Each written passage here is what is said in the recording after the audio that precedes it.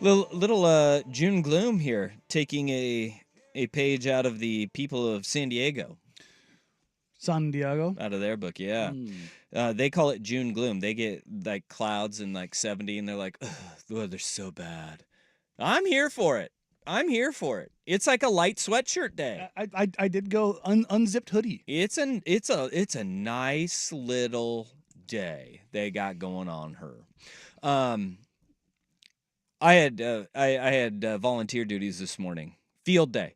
Do you remember field day in elementary school? Yes. My kids are in elementary school. Boy, field day has changed. They're still in school, still in session? Yep. Last week. Oh. Yep. Thursday, they're out. They get out on Thursday. The little monsters are out around me in Newburgh. Oh, really? Yeah. They go to school there. Yeah. You know? Not in school there anymore. Wow. Yeah. I didn't know that. Well, I feel yeah. like second week of June. I always thought it was first week. No. That's more of a college thing. Like that's a quarter system thing. Yeah. I wouldn't tell you. When the sun came out, I just stopped going to class in college, so I don't know when it ended. it was just like, oh, yep, summer's here. No, field day today. Boy, they got options now. I remember like the field day used to be like you'd maybe do like a little kickball. You'd have the big parachute would come out. You would have maybe if it was sunny out, we had one year like a water balloon fight. No, the field day game has changed. They had tug of war, volleyball. They brought the high school lacrosse team was out there teaching kids lacrosse. Okay, that's new. They had kickball. They had like it was almost like carnival games where they had like bowling pins that they were throwing beanbags at, knocking over. I was in charge of what was called the aqueduct, where you have a bunch of solo cups with the bottoms cut out of it, and you had to transfer water from one full water bucket all the way to an empty bucket on the other end of the cones. And it was like the kids had to basically build like an aqueduct, a snake. And I'll tell you what. They beer snaked? Telling fourth grade. Yeah, but you were building a big beer snake, basically. Telling a bunch of fourth graders how an aqueduct works, not my bag. It's not. You don't know how to teach them an Archimedes screw? No. But we had that. You had limbo. There was stations everywhere. It was chaos. It was mayhem. And I was like, God, these were the days. You know, like you just go out. Field day was our time to shine. That's when I just favorite day of school every year. Field day. Number one, I can't believe you just glossed over me dropping an Archimedes screw in there. You just let it go like it was nothing. How dare you? Second of all, my field day was a lot of what you mentioned. Oh, really? Tug of war was there. We played a game. I don't remember the rules with a giant parachute with like a beach ball. That was in there. Yeah. The lawn bowling. We had that one in there. Yeah. But yeah, lacrosse, no, definitely not. That wasn't a thing when I was a kid. That's for sure. No. But also the beer snake. Yeah, beer snake. I mean, it's what you got to learn. You know, big ups to the PE teacher for throwing the beer snake out there. I don't think he had beer snake in mind, but that's exactly what it looked like. Or he did, and he was like, "How can I rephrase this?" As being an elementary school PE teacher is the best job in the world.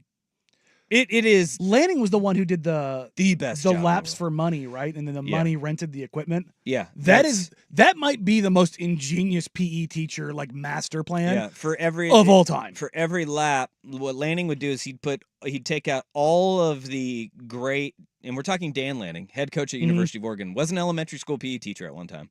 He would take out all of the best equipment, put it in the middle of the gym, and basically, like the first half of class was however many laps you ran, you got $1. You got a Lanning buck. And for every Lanning buck, he would assign a value to the gear in the middle, right?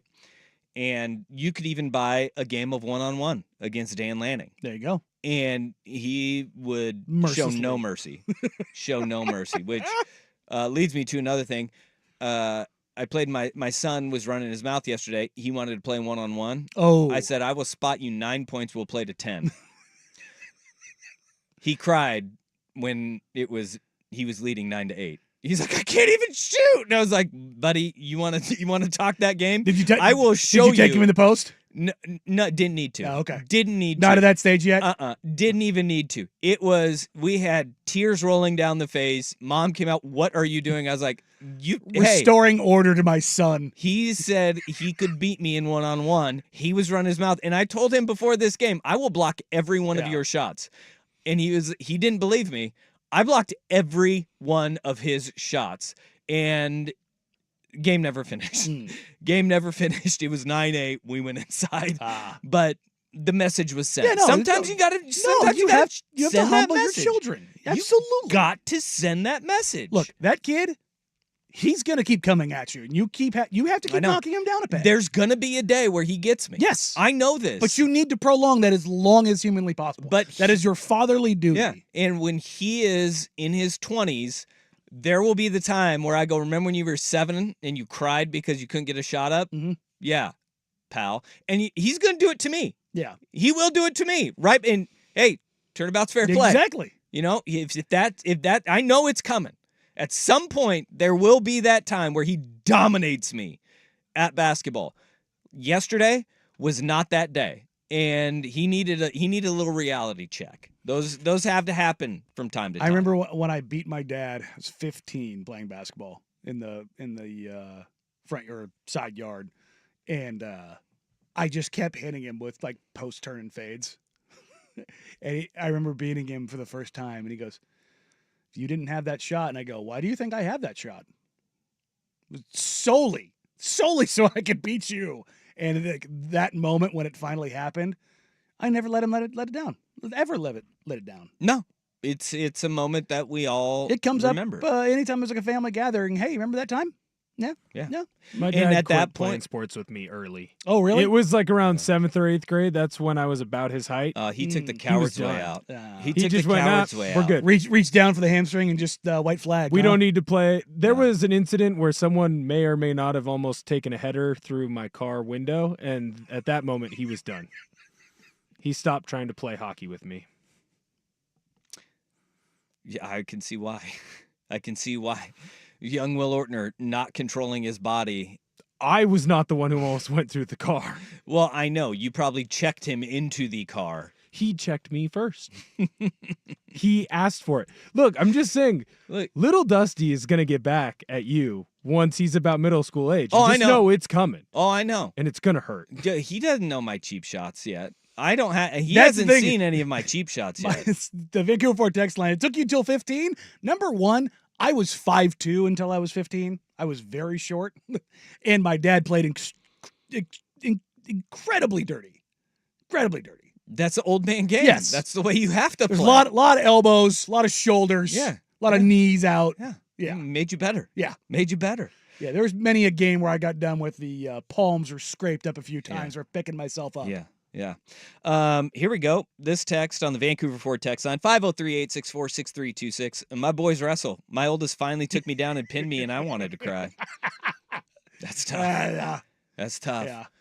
That's tough. When the old man's strength is never, Yep. it finally overcomes. Another one says, I beat my dad at golf for the first time when I was 14, and he didn't play with me again until I was 30. Damn. I think, like, at golf, I would just be proud of my son if he beat me. Well, not right away. No, I still would. I want that. Because if Bennett's out there at 14 years old and you guys go out there. Yeah. I mean, he's not drinking. So, I mean. That's fair. You can always be like, he was sober. Yeah. I mean, I want him. I want my daughter to beat me at golf. I want both of them to be able to beat me at golf. Because golf is the game that I wish I would have played more when I was younger. You know, and when you start young and you are good at golf, like it translates as you get older, man. I would be thrilled. I'd keep golfing with my kid, and then I would bring him to tournaments, and I would sandbag the S out of that thing. I'd be like, dude, the kid carried us the whole way. There you go. You know, I like it. The kid put me on his back and carried me all the way through. Now he's driving me home. Future cheating group. I like it. No, College gets cheaper too. College does get Lots cheaper. of scholarships out there for that. Look, golf. If you have a daughter, golf, softball, volleyball. That's it. Right there. Especially golf. And put a javelin in their hand. Because we were talking about this before the show here. Very few states across the country throw the javelin in high school. And so we have a leg up here to where, we have high school girls javelin. Throw a javelin in their hand. Like a little early start. Yeah. In the old field events. And a little bit of self-defense. There you go. Know how to chuck a spear, Those boys get a little too close. On tonight's news. All of a sudden, she pulls back and she's throwing that spear right at you, Attacker tries to go after woman. Woman impales man to wall. Yeah. There we go. Why did she have a spear? She's javelin thrower. She's javelin to college. That's why. That is a lost art. Like you think back, like in the 1,000 years ago, where spears were prevalent in warfare. Yep. Like that's gotta be tough. What, to win a war with the spear? I'd say so. But I mean, like going to war with a spear. Would you want to be a spear guy? Don't get me wrong; it's long and you have the distance, but it's like being it's like being Deontay Wilder. Like you got that range, you got that length, and you got some power for sure. Somebody gets inside though, and you get clapped. Yeah, I'd rather be that guy than the guy just like getting bludgeoned with a rock, the blunt instrument, a rock tied to a stick. Yeah, I don't think there was any good way to go in war back then. No, definitely not. And there was somebody who was like, "Hey, all right, guys, we're not going to beat these guys straight up. You going we got to throw these sword or archer." Because remember, the archers, as much as you're further away, you get targeted because you're an archer. So you get the hail of arrows down back at you, too. Yeah. So, which one are you going with here? Monk. It's a good call right there. You do have the hair for it. That would be a good call. Monk is probably my first. Monk is taken. Sorry. Got to be faster than that. No. I think I'm going sword. Yeah. I think I'm going sword. Yeah. I'm going sword. It's tough because you're in on the charge, but, you've got something that works effective, close in. No, I'll let range. the idiots go first. Yeah. And then I'm coming in. You're not going full Braveheart? No, I'm second wave. Oh, okay. I'm 100% second wave guy. I'd much rather be involved in that war than the musket war where they just lined up and shot each other. That is the most insane thing. Like, you're not brave if you don't line up and like blindly shoot each other with muskets that have no ballistics. And then they were like, whoa. What are these dudes hiding for? Uh-huh. Why are they hiding and shooting us? Get in a line like the old days and just like proper men. Take these musket shots. Still, it's one of the more wild things to me. Like, because you know what it was is that armies just wanted the mass, and if you had more than the other guy, you would win. Yeah, that was like, no, if you don't do that, and then all of a sudden we developed military tactics. Shout out George Washington. Have you ever like read how he crossed the River Delaware or the Delaware River? No. On Christmas and on a boat? Yeah, I've seen the picture. It's absolutely like it's nasty. Like the Brits were like, nah, they won't do this. It's Christmas. It's like, no, it's a bit of a massacre. Yeah. That's how we got down. Just like all other Christmases. Christmas massacres. Yay. The difference is mine is with food. There you go. You should murder it. A lot of ham. Hammering it. Another text, I had to wait to the old white guy injury to beat my dad. He's torn both Achilles tendons, and now I have a chance. Oof, that's tough. Yeah. My uncle I gotta go through it. Was a pro bowler. There would have never been a time that I ever could have beat him at bowling. Just that was never going to be a thing. It was like, all right, I'm gonna go ahead and give up on this one. I tried for probably like 6 months because we used to go with him all the time. I wasn't getting that much better. Yeah. And I was just, he'd throw, 289, 291, 300. It's like, I'm good. No. I don't need to do this anymore. I'm about that life. Mm-mm. All right. Field day was today. Just reminded me of the good old days. Yeah. No, it's a fun one. Yeah. We didn't have it in Hawkinson. You They didn't have field just day? started doing it this year, I think. Well, because they fired that PE teacher for dereliction of duty. No, You have to have the field PE day. teacher's still there. Ooh, They're just forcing him to do it? Yeah, because that PE teacher is my dad. Wait, your dad didn't have field day? We didn't have field day. That wasn't a thing. Dude, old man Ortner just mailing in field days? We didn't have it at the primary school or at the intermediate school. We had Run for the Arts, where we ran in a circle for art. Look, I don't want to speak ill about your father, but I am. Your dad has dropped the ball. Field day is a must. Or he did it on purpose, and he's like, I don't want to deal with this. Well, yeah, that's like your Super Bowl as an As a elementary kid, as an He elementary doesn't PE want that teacher. stage. That's your Super Bowl. That's your time. He doesn't want that stage, man. Gosh, what are they doing over there? Like, Well, they're doing field day now. Someone else is doing it, I think. so he even like skirted responsibilities. He pushed it on somebody else. He's a mastermind, man. You don't make it 30 years in Hawkinson for nothing. Sheesh. I also don't really feel like that was his call. To do field day, I'm gonna that's defend- 100% I'm your gonna call. Yeah, that's I'm yeah. going to wait. say that came down from up top. What are you going with? Like they care too much about their education in the last week of school? No, We every are teacher a- wants the field day to happen because all of these kids are checked out anyways. They see the light at the end of the tunnel. They got 2 days left of school. They're sitting there. They don't want to be in that classroom. Bring them out to field day. Let them run around. Hey, we didn't have it at Hawkinson. Wasn't something we did. No popsicles either, I'm assuming. At least not for me. I was Wow. I was Thief plenty of joy. big. I was A thief plenty of big. joy. There was a lot of, hey, we need to get him out of the 99th percentile on weight. If you know what I mean.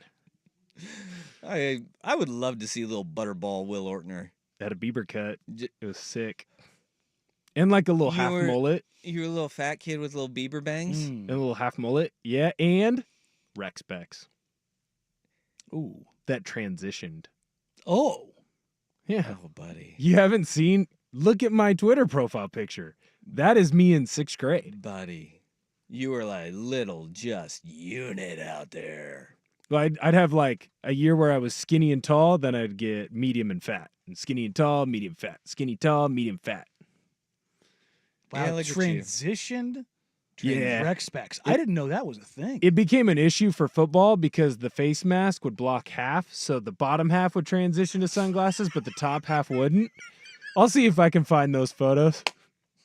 Oh, good God. You had like bifocal transition Bifocal lenses. tint lenses. That was a big deal with the ladies. Yikes, dog. That's right. And the worst part, we didn't realize until after we bought them, not detachable. So they smelled. You think? Yeah. It was rough. All right. Spray it down with Axe. That is the worst decision that you could have made right there. Axe shower, man. That's what you did in middle school. Yeah, I know. And it's terrible. It's a terrible scent. All right. Hey, let's get the show on the road. We started out slow. It was a little bit of a slow sports day. It's really picking up steam as the day's going on. We got NFL, college football that we need to get to. Little Oregon Ducks news sprinkled in. But where we got to start is with the NBA Finals. This is big. Oh, and we're canceling 4th of July. 4th of July has been canceled. It's been taken from us. We've been robbed. Mm. That is today. But we have NBA Finals might have turned on its head this morning. Danny and Dusty on the Fan. What's your opinion?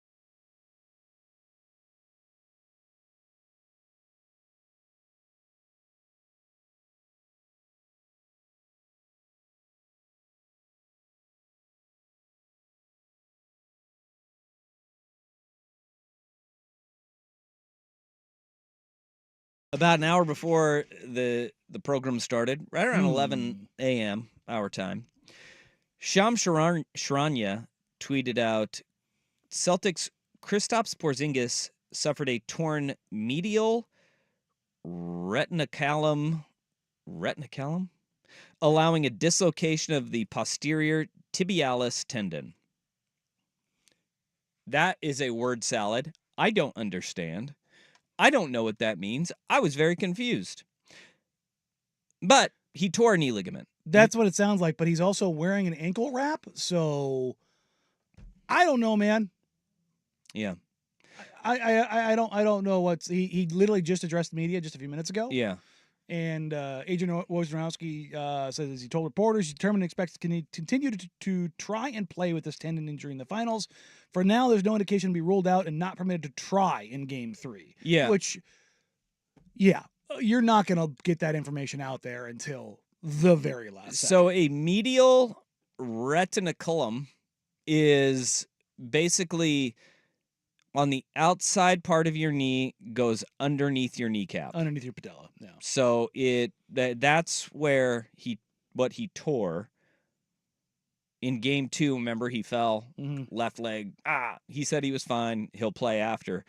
I have no idea what this all means or how limited he will be. And I don't think anybody does know, because how about this? This one came from Tom Westerholm. Mm-hmm. A 2006 study said there were just 32 documented cases of dislocated posterior tibial tendons in all of English literature. So if you want to talk about a rare injury, yes, which is how Shams qualifies it in a follow-up tweet. Only 32 ever documented. And that's now 33. Because Kristaps finds a way. As we talked about, he's had 15 or 16 lower body injuries when he was at the Mavericks alone. The man has had a bajillion lower body injuries. He's 7'3", and he has very long legs. And this is what typically happens to those guys, because even if they don't have Marfans, as humans, we're not supposed to be this big. It's just, it opens you up to a million different things. But this is a real issue and a real setback, and it's a thing that very, very, very much could swing the entirety of this series if he does miss time. He has been lights out in his limited time, coming off the bench. Wildly and impactful. Keeping him off the bench for Game 2. I thought was a smart move. Going to see it in Game 3 too, because you're not going to roll out a guy with a rare injury and just be like, go ahead and do it. If we even do see Kristaps Porziņģis. But his impact has been immediate in both of the games he's played in. Like, he has come into the game within the first minute, had a block in both Game 1 and Game 2 of this series. Within a minute of stepping on the floor, he's like, no. Turns out being 7'3" and very mobile is a very, very, very useful thing in this league. Sure. No, look, Horford's been solid, and you can cover up for him and what he's lost through aging with Tatum, with Brown, with Drew, with Derek White. Like, you can do that.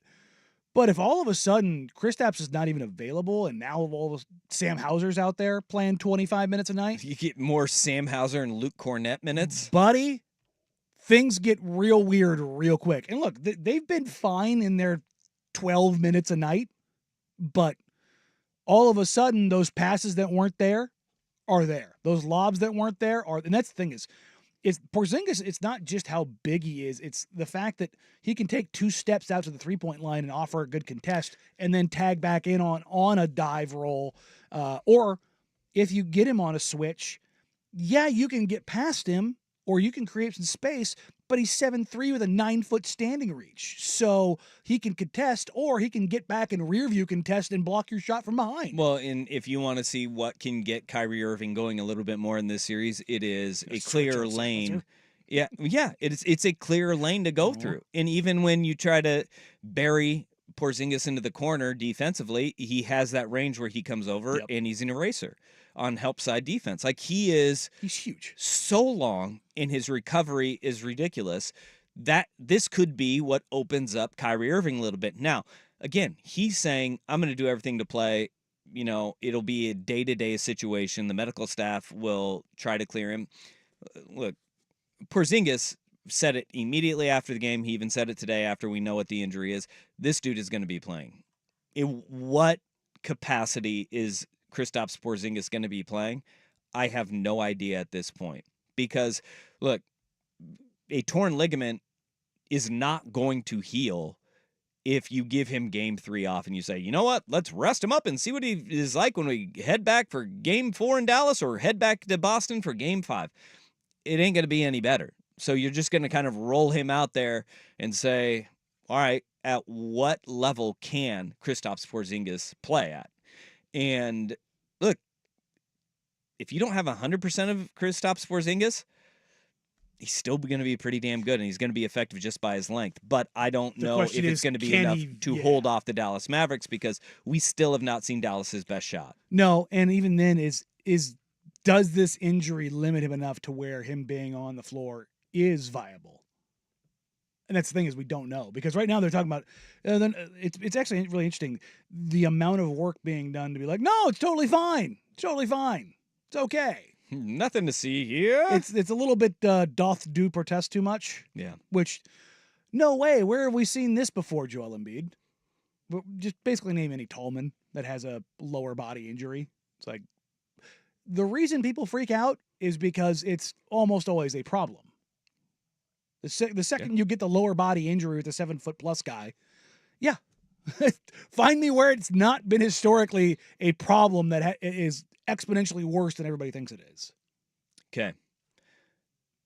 I've got a question for you. Oh.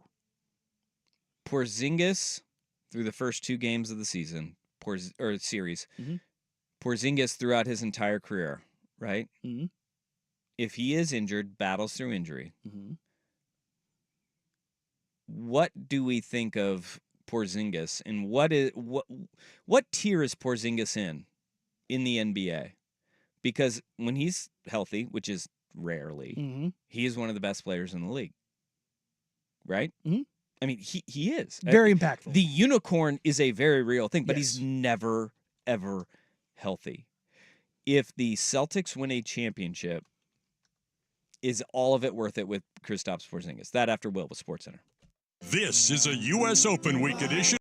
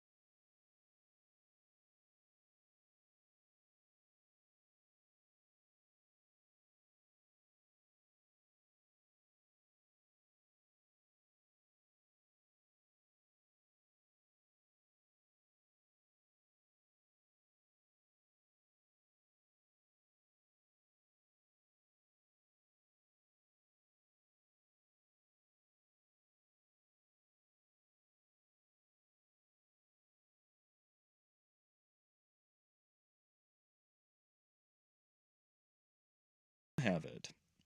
But we saw the impacts of Porziņģis to get the Celtics a 2-0 series lead. We know how important he can be. If the Celtics do go on and win the title this year, does that change anything about Kristaps Porziņģis in His perception? how we perceive him? Absolutely. He's an NBA champion, It's a unicorn realized, but and that's the thing. at the same token, he's going to be limited throughout the rest of the way. Probably, but even then, it'll come with that asterisk. But I don't think people truly remember just how good Kristaps was his first couple years. He's electric. I'm In New York, yes, and there he's wasn't a lot around him either. an incredible defender, right out of the gate.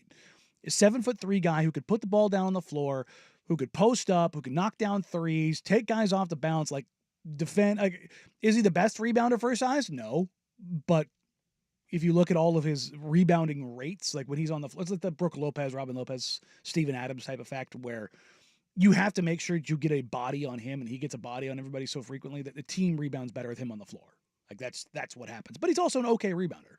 But with all of that said, it was always like, oh, he's injured, it's this, that.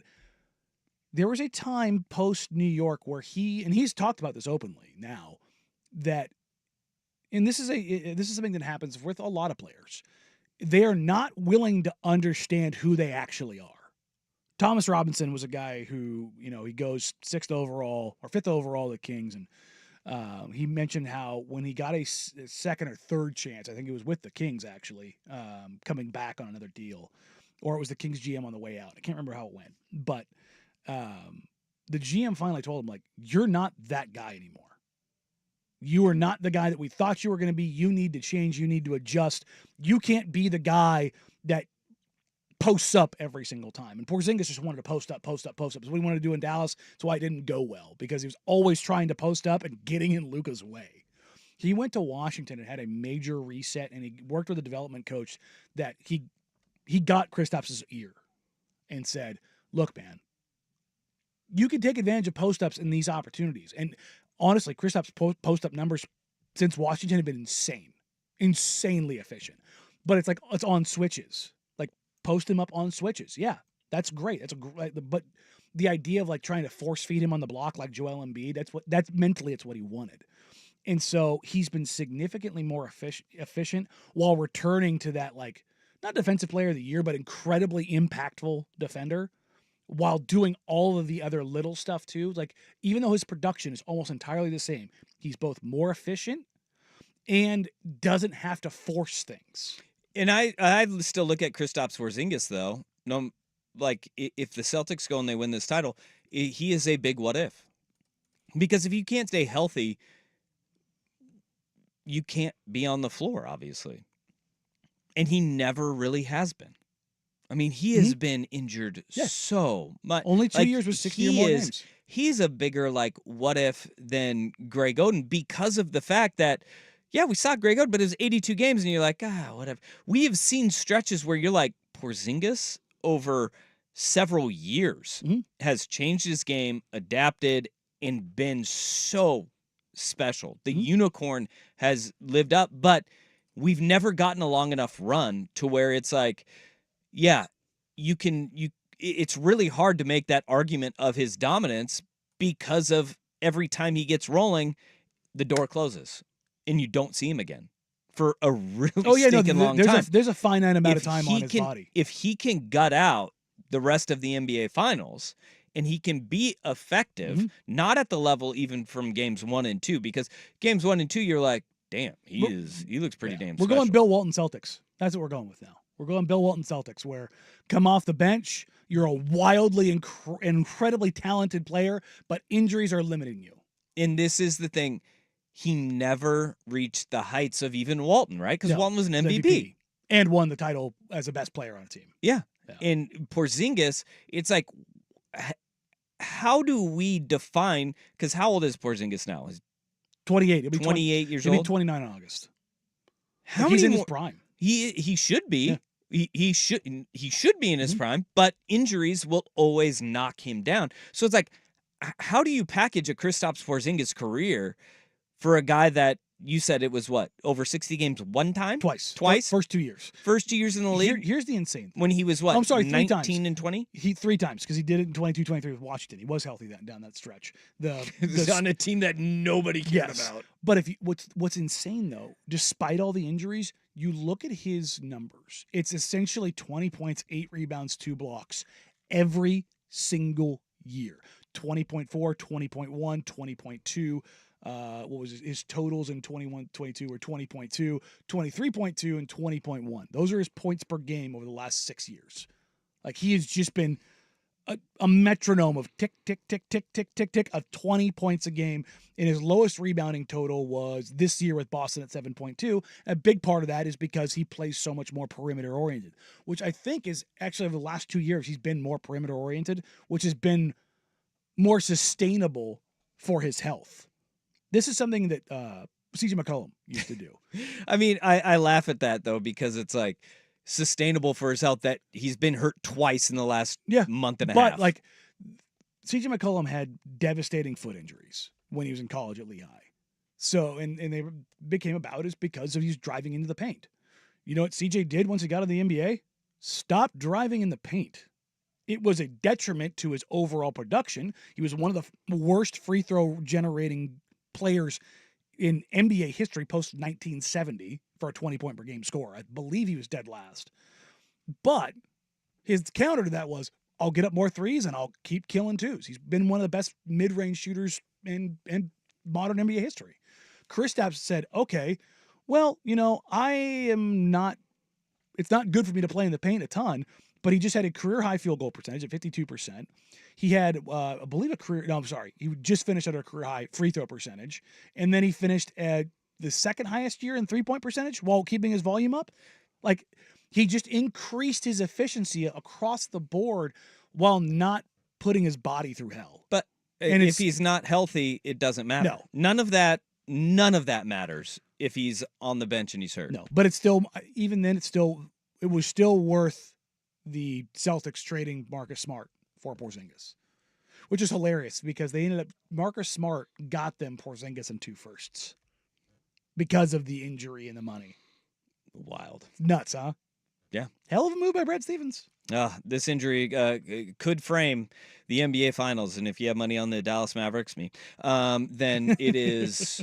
You're sitting there going, okay, door is open. Even though I thought the door was open even after Game 2, where that one got away from Dallas, and now they head back home. Tomorrow night we have Game 3 between the Celtics and Mavericks in Dallas, with the Boston holding a 2-0 series lead, and now Kristaps Porziņģis with. I mean, I don't think you get much more rare than in the history of English literature, 32 cases prior to Kristaps Porziņģis. That would be rare, Bob. That would be rare. I mean, that's one that you just throw your hands up and be like, dude's hurt again. Yeah. Dude's hurt again. It's what happens. Oh, man. All right, 503-864-6326. That be the Vancouver Forward text line. Hey, let's change gears a little bit. I flipped this game on last night, and I was like, this can't happen. This cannot happen. And it didn't. And it gave us some fun with audio. Danny and Dusty on the Fan.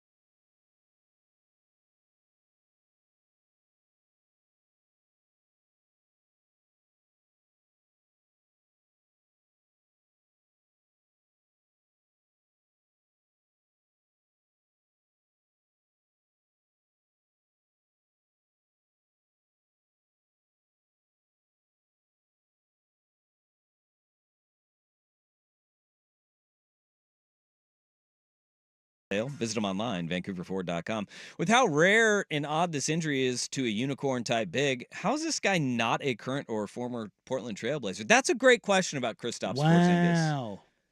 Well, you don't think that's fair? Wow. Really? Wow. Don't do that. You know. Don't ignore the truth. The truth is, unicorn bigs come to Portland and get hurt. And play Dance Dance. Well, Are rumored to be into Dance Dance. There you go. Yeah, we have Walton, Bowie, and Odin. All big dancers. Kristaps to Portland. Let's go. We've opened up the trade routes with Boston, giving him Drew Holiday. Send Kristaps here. Let's go. Just swap DeAndre for Kristaps. Dad, I was thinking Delano Banton, but whatever. Send Benton back. Seems fair. Yeah, no, that's definitely not a Seems fair. $36 million salary difference. You know what? Don't You're looking into let the facts and rules get in figures. the way of a great trade that Will Ortner That's right. came up with over there. They're Delano Banton for Kristaps Porziņģis. We'll throw in Mays, too, to sweeten the deal. All right. Last night, we didn't have many sports on. We had the Stanley Cup final. We did. The Panthers. Everybody thinks of South Florida when you think of hockey. That's how I hockey. Taking a 2-0 series lead over the Edmonton Oilers, which poor Canada. Look, man, I can't say much. I'm a Kings fan. I'm in the same boat on the other side of the country. Can Canada just like, come on, Canada. Look, You need I don't this want one. Florida to win because I don't like Florida, but also I do kind of enjoy Canada getting screwed over on this, even though Edmonton is a super good, super fun team. What do you have against Canada? We don't have enough time for that. You actually have a beef with Canada? Yeah, The country? yeah. Free healthcare jerks. Wait, hold on. You're sitting here and you're trying to tell me we have 3 hours. Well, we have 2 hours and 8 minutes left. I got a lot. And you're saying we don't have enough time We to get got- into why you don't like Canada? Look, there's a lot, and honestly, a lot of it we'd have to say for the live stream only. I love the people of Canada. Yeah. Fine people of I had Canada. a good time up there, but The Canadians maybe are too, great. Maybe too good of a time. Oh, so you can't go back? Is that what we're I talking? can go back. I had a friend that can't. Okay, well, let's see what's your problem then. Look, I'm just saying the treatment was not great. Come on, let's go. Was it deserved treatment? No, Yeah, it was. no.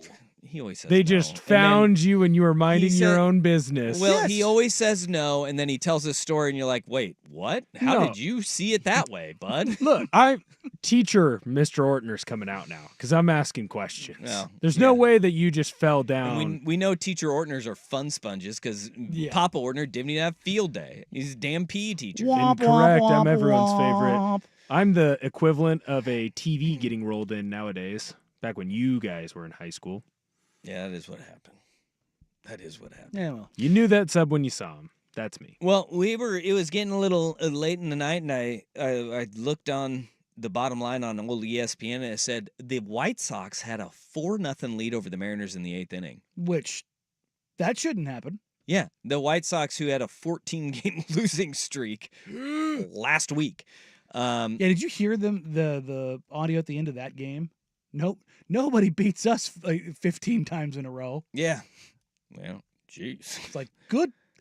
Pretty sure a lot of teams have. Wow, really? They That's suck. where you went with it, huh? Yeah. Well, I flipped on the game at the right time. It was right in the 8th inning, and it was 4-0. And I flip on the TV just in time to hear Dave Sims have the closest thing to a Gusgasm that I have heard. You had a bunt to tie this game up at 4 apiece. But oh yeah, that's gonna work! Yes, sir! Luke Riley does it again with the bunt. We got a tie ball game in the 8th inning. What an RBI! The Mariners are right back in it. Oh my gosh! Did you Tie game. We bunt. Did we your get a son bunt? celebrate the bunt? No, he was in bed by then. I'm Ah, glad okay. this is after dark. You would have been okay? like, oh no. You don't just throw out a bunt when kids are awake. You got to wait till kids go to sleep before you start bunting in the tying run. But that was like Dave Niehaus barely got as excited for Edgar at the plate and Griffey scoring from second. This was a bunt to tie a game against the Chicago White Sox. My man here. lost it. Well, it gets even better because we get the bases juiced in the 9th inning, And we got ourselves a tie ball game when the big dumper steps to the plate. Here's the stretch and the 2-0 on the way to Cal Raleigh. Swinging a well-hit ball deep to right field. Going. Grandma, get out the rye bread and mustard. It is grand salami time. A walk-off grand slam for Cal Raleigh. And the Mariners win it. They win it 8-4 in an amazing comeback here in the bottom of the ninth inning. How about that? I love Rick Riz still doing the break out the rye bread. It's grand salami time. I do love a good grand salami. The tip of the cap to Dave Niehaus, rest in peace. A walk-off grand slam by the Mariners. That's a great way to go. And it's not and it's big dumper. Yeah, it's big dumper. Clutch dumper. Clutch dumps. Just big old dumps right over the Big outfield clutch dumps. fence. We all know those are great. But it's not just the Mariners win. Mariners cover with the grand slam. You get a Mariners dub and a Mariners cover after trailing 4-0 to the worst team in baseball right now. Hey, you take what you can get. Hey, life finds a way. Jurassic Park. Beggars can't be choosers. They found a way not just to beat the Chicago White Sox, But to but embarrass to them. double them up after trailing 4-0 heading into the 8th inning. I loved it. On a slow sports night, Mariners giving us a little bit of goodness. A little bit of goodness. And now you look at this, Mariners all of a sudden 38-30, playing good baseball. Playing good 30 and baseball. 30. Is that above the line? What line? Oh, their winning percentages 55.9. They're over 54. Yeah, dude. Doing the quick math. This 7-3 stretch right now has gotten them from 54% that Jerry DiPoto wants all the way up to 55.9. We're on the cusp of the Mariners being 56% win percentage. Crazy. Look at this. 2 whole percentage points over. Look at this. That's World Series team right there. God dang. God dang. Meanwhile, you've got. I mean, they still would be third in the AL Central. Guardians, Yankees, Phillies, that. all at 65% over. Okay, third in the AL East. Nope, don't do that. Right now, you are looking for things that don't need to be looked at, sir. They would not lead in any other division in baseball. Kiss my Bobo. Those are details. The Brewers the closest at 39, but the NL Central is a dumpster fire of epic proportions. And they've played fewer games. Yeah. They're 39-27. The Mariners are 38-30. So it's tough. And also the run difference for the Brewers is plus 63 as opposed to plus 10 for the Mariners. again, They don't give up runs. that's a detail. That's a minor detail. That's why I was sitting there looking at 4-0 seemed insurmountable for the Mariners heading into the 8th inning. Good God, And the then- Rockies are a minus 107 already. Yeah, it's tough out there in the street. Well, White White Sox Sox are are minus minus 148. What are you 148. talking about? Like, that was the craziest thing about the White Sox last night. They were almost minus 140. Yeah, they almost got it done. No, Mariners God. bats come through, bunting guys across. Let's go. Unbelievable. That was fun. That was a fun little baseball game to watch, though, last night when you had Still couldn't tip you over to some hockey, huh? literally not. No, I watched a little bit of hockey. The hockey was over by then. Was it? Yeah. I guess so, yeah. The Peas had already won. It was, the Peas had won. I was watching the post game on ESPN with SVP. And then I went and I actually, can I say, PK Subban, love him. Great at his job. He is fantastic. Great at his job. Fire me up. I like him Yeah. on all hockey coverage. what's the Hockey thing- coverage is getting really good. It's getting very good because they're getting number one characters. Like they kind of follow the inside the NBA model because it was a TNT kind of thing put together. But they made sure to get guys that love the game. Yeah. That's what they've done is they've gotten guys that look. Wayne Gretzky is Wayne Gretzky, but you're not just putting him up there because it's the Michael Jordan of hockey. You're putting him up there because he's really good at what he does. Yeah. And he loves the game. Well, and they found their closest thing to Charles Barkley and Biz. Yeah, well, as I say, they got characters up there. and- Yeah. Paul Bissonnette on Yeah. TNT. He's about as close as you're going to get. He's awesome. Yeah, no, that's what I'm saying. They got He's guys a who wild care, card. and he is nuts. But also, He cares about hockey. Like Yep. he's a hockey guy through and through. And Gretzky was stiff at the beginning. Took him a while. They've poked him enough to get him to loosen up a little bit, which makes it good. Yeah. The hockey coverage really good. Lundqvist does a good job. Messier's all right. I love it when Henrik dives into like goalie stuff, like deep nitty gritty, like minor detail stuff.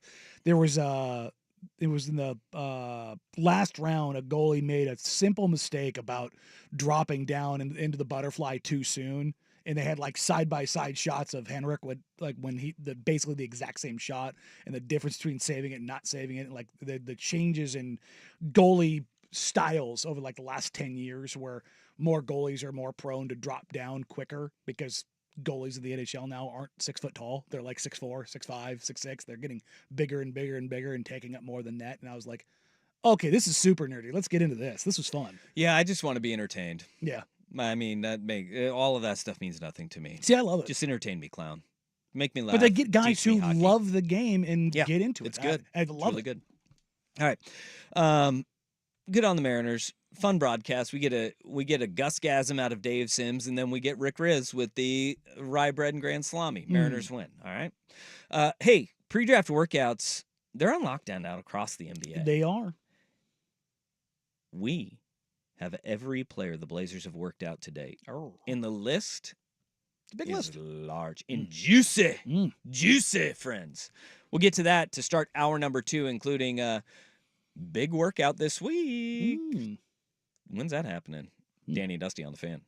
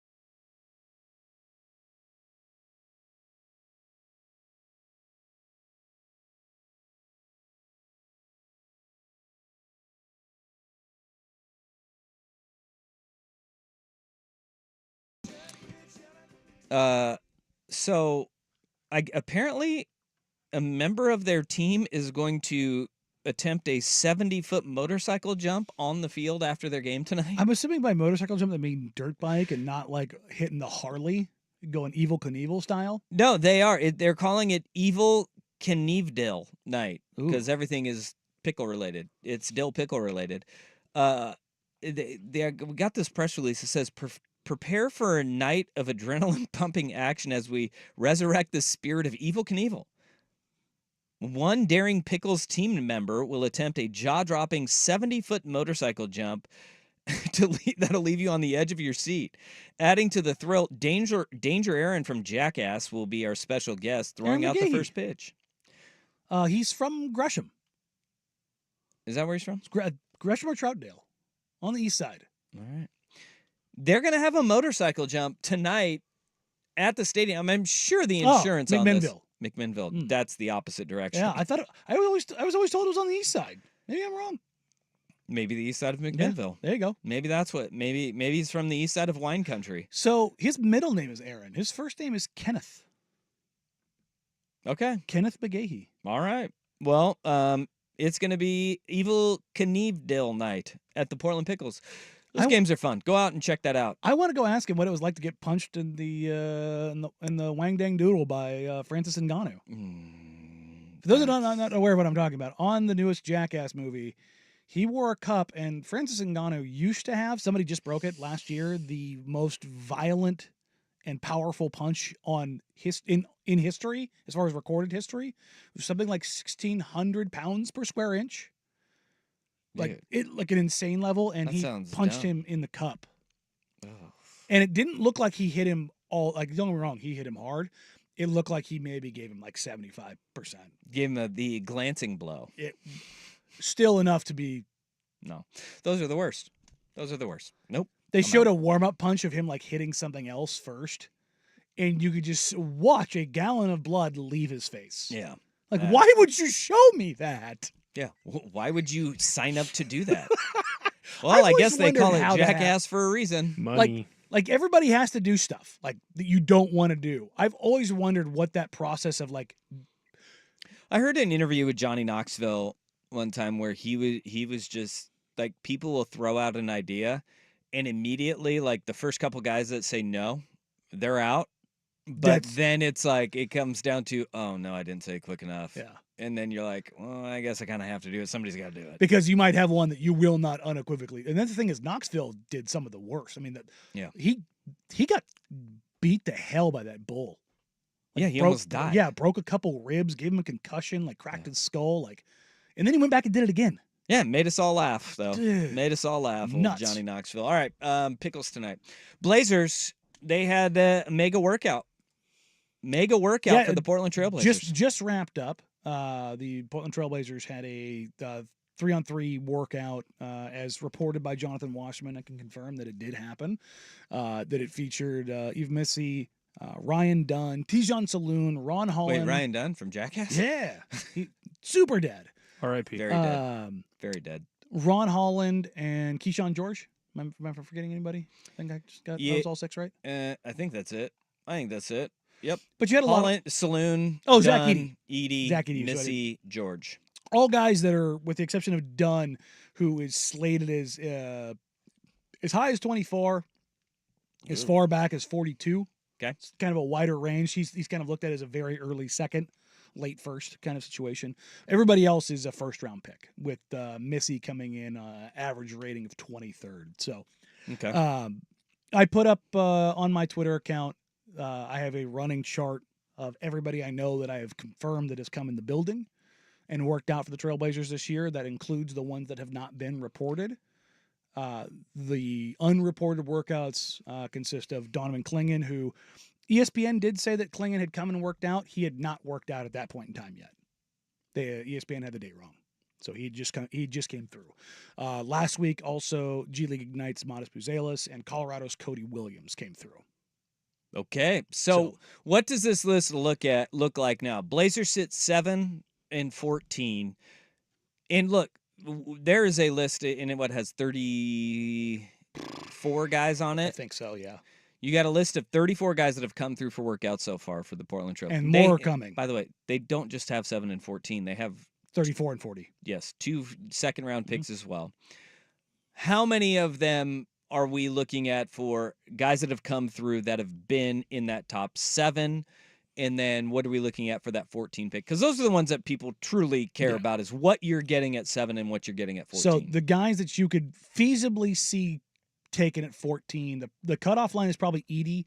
His highest pick is 15. His average draft position is 19.6, so inside the top 20. After that, Khalil Ware, who's at 19.4. Keyshawn George from Miami, who's at 17.8.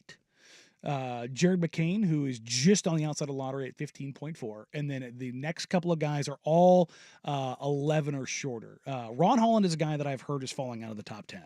That continues to sound like what is a very strong possibility. Measurements were off at the combine. He is a slender build. Mm-hmm. G League Ignite was an absolute dumpster fire and this there's year. been a lot of, what does he do that gets him on the floor? And is he willing to accept a lesser role as a role player where he doesn't have a near 30% usage? Well, because he doesn't flash any of the star qualities. No. Again, Still very young. 18 years old. Yeah. He's a young player, but doesn't have those flashes of star quality player as of right now. But Holland's at 10.6 in average draft position. Tijon Saloon, who was in today with Ron Holland, is at 10.2. That's skewed, I think, a big part because No Ceilings has him at 19. They do their mock draft is a consensus mock draft. They've got probably like 10 guys, so it can bump some guys up, down, and around. I know guys over at No Ceilings that have Saloon very high, and I know guys over there that have him a lot lower. There's that, but that's kind of how Saloon is viewed. He's a guy that I mocked as high as 4, but I've also seen him at 19, 20. So interesting spot for him. Cody Williams, who is dead smack at 10, which is perfect because he's not making it past 10 as far as I know. Utah is very much locked in on Cody Williams. If you look at who they've drafted, how they've drafted, the players they've acquired over the years, Walker Kessler, Lowry Markkinen, Taylor Hendricks, Keontae George, like they are prioritizing size across the board of their positions. And so Cody Williams, 6'8", very good athlete, not insane level athlete, but plus athlete with that's very slithery, finished 75% of his shots at the rim, shot 50 or 40% from 3, even on limited volume. But he's a guy that I know that if he's there at 10, the Jazz will very strongly consider. Then you get into Dalton Connect, who's at a 9.2 average draft position, Modest Buzelis at 7.4, and Donovan Clingan at 4.8. Donovan Clingan, probably the biggest name that they have. He's the brought highest in so rated far. prospect that they have brought in. And he won't be there at 7. I think he will. You think he's going to be there I at think- 7? I think there's you a- think he's going to be at 7? I think unless somebody trades up to get him, I think Portland is going to have to make a decision there. But I would be surprised if Sarr or Reza Shea get into Portland. I wouldn't be shocked if Reed Shepherd came through Portland, even though I don't think the Blazers are looking at guards. I know Reed Shepherd has worked out 4 teams past Portland. So take that for what it's worth. I don't want to guard. No, but I mean, do your due diligence. Yeah. Because Kick the tires. I mean, not only that, this is how you like they have a book on every player. If you get a guy in your building, you can get a better read on guys. Yes, and if you are of the guys that have come through of the 34, if you're looking at which positions the Blazers have prioritized to this point, and by the way, this is to this point who has come through Portland and worked out. There will be workouts continuing down the line. They've brought in one guard in the top 25. Yeah, picks. there's been one guard, and it's Jared McCain, the Duke guard. He's a mid-first round pick, which would lead you to believe that they're kicking the tires on 14 if he's there. He might be the best shooter in the draft. So you bring in the best shooter in the draft. If you want to go down any other of the positions, you have big, forward, wing, forward, wing, big, wing. Yeah, you literally look at that, and there's a group of bigs that are all kind of clumped together. So that is where Portland is looking at. And that also, look, if you're bringing that many bigs right now, we've talked about this at length, that, all right, if you draft a big, you are drafting him to be a backup to DeAndre Ayton right now. Yes. Which means that Duop Reith and Robert Williams are still on the roster. Movement will be happening on this Portland roster. Movement's going to happen no matter If what. you go wing and forward, positions of need, that's not really all that telling of where Portland may go this offseason. But right now, if you look at how many bigs that they've brought in, we know this. They need help at the 4 dramatically. They need help at They the have at 3 the wing. I mean, dramatically. They need yeah, help their front court. in a lot of places, but those are the 2 priorities that you're looking at. The right guys there, they're 3 and dedicated 4. to going forward right now are Scoot and Shaden. Like if you're talking about like the timelines and how things line up, I would be surprised if they went and addressed something outside of a 3, 4, or 5 because you want to get the foundational building blocks that are around the same age.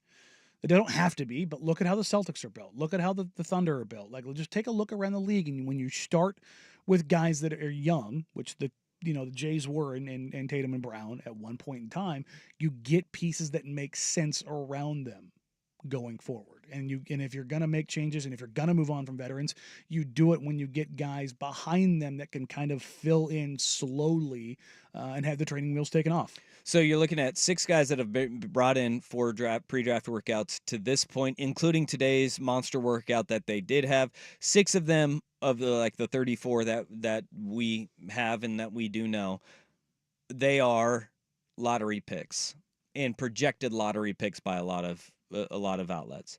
Outside of that, you're looking at mid-first round picks just outside of the lottery have been Duke guard Jared McCain, Keyshawn George of Miami today, Kel'el Ware, the big man out of Indiana who played 1 year at Oregon, Zach Edey, who came in today from Purdue, Tyler Smith of the G League Ignite, who is a big, Yves Missy, who is a Baylor big, he came in today, Jalen Tyson, who is the wing out of Cal. Those are the projected first-round talents outside of those 6 guys that you listed as lottery picks that are 7 and 14 right there.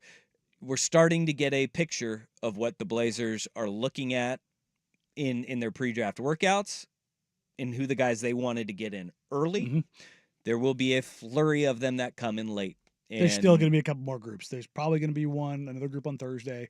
There's probably going to be 2 more groups next week. If you are team anti-guard, hand up. There you go. Then what you are looking at is they're not looking that way, folks. No. Outside of the best shooter in this draft in Jared McCain, outside of that, they have not brought in another guard who's a projected first-round talent. So there we go. That's where we stand now. Spicy. There could be another workout out there that I don't know about.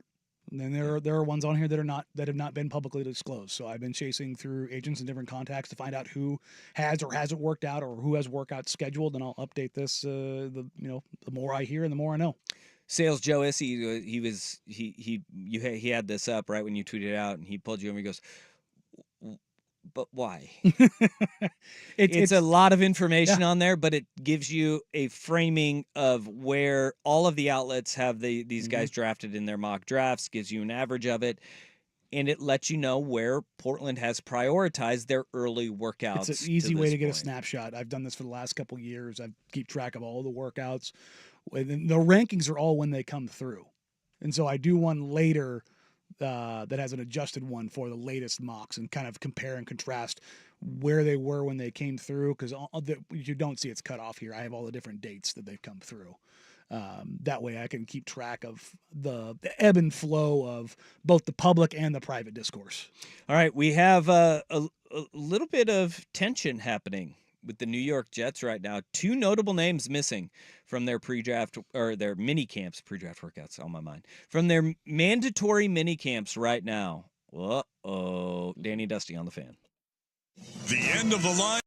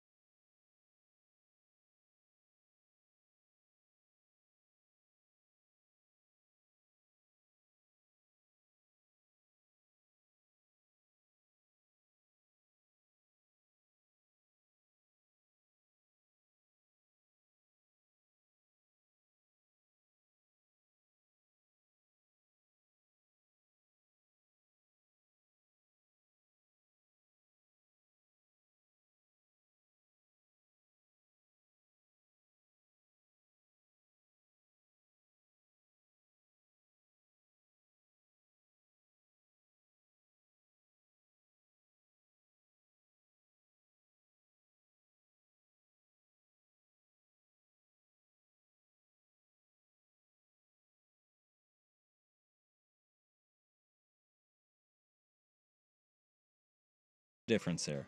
You got to be there. Notably missing from the New York Jets, Hassan Riddick, who they signed to they traded for from the Philadelphia Eagles. He wants a new deal. And remember, he held out of OTAs, and Robert Saleh looked very annoyed at the fact that the new guy who needs to learn what they are doing was not there. He said all the right things like, I'm sure he's a pro. Hassan has been in the league for a long time. I'm sure he's doing what he needs to do to get healthy or get his body right and be here and ready for us. But you could tell he was agitated by no Hassan Reddick. Well, I mean, isn't that part of the deal, like going to the new team, that there was supposed to be a new deal in place? Well, and yeah, you go and you show up, even in good faith, like just, hey, I'll work with you, you work with me, like, hey, let's get this thing off on the right foot. It doesn't appear that either side is working in that in that vein there. The team nor the player.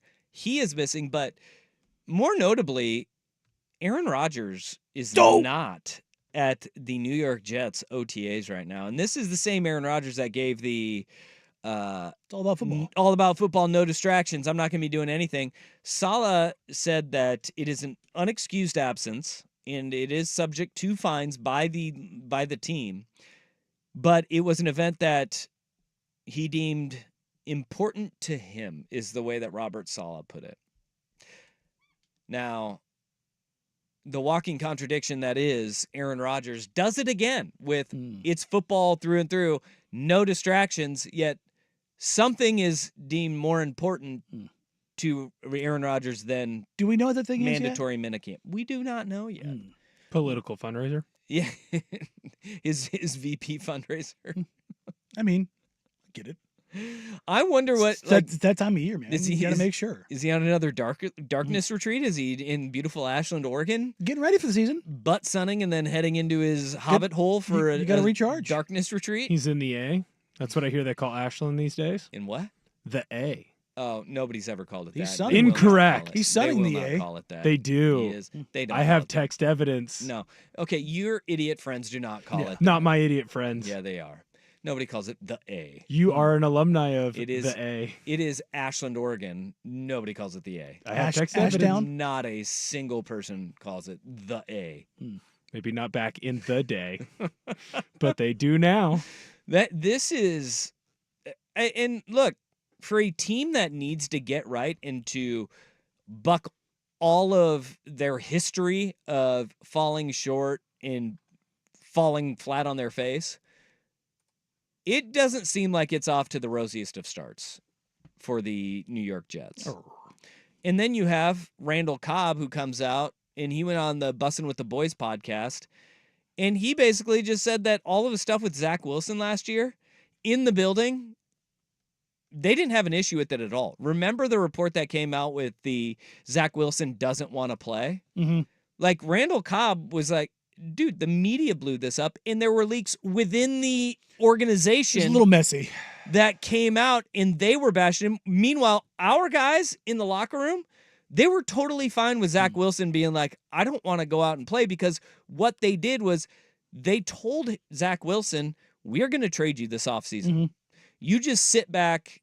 You're not going to play. We're going to be okay with that, and we'll find you a landing spot. We are trading you, though. We don't want you anymore. And then Aaron Rodgers gets hurt, and they're like, Zach Wilson, we need you. And every guy in that locker room, according to Randall Cobb, said that they understood where Wilson was coming from. He's protecting his money. He's protecting his asset. Like, it's, I don't want to be here. So if they don't want me here, why would I want to be here? Because they don't have my best interest at heart. Yeah. And these are the things that I think we miss a lot when we're talking about professional sports, is that there is a far better and greater understanding of the financial side of it in there, that balance between the competitor and looking out for yourself, right? And it's across all sports, where as fans, you just want a guy who will go out and compete no matter what. And of course we do, because, you know, if you're a fan of a team, you have that irrational love for that brand. The players in the locker room, they don't see it that way really at all.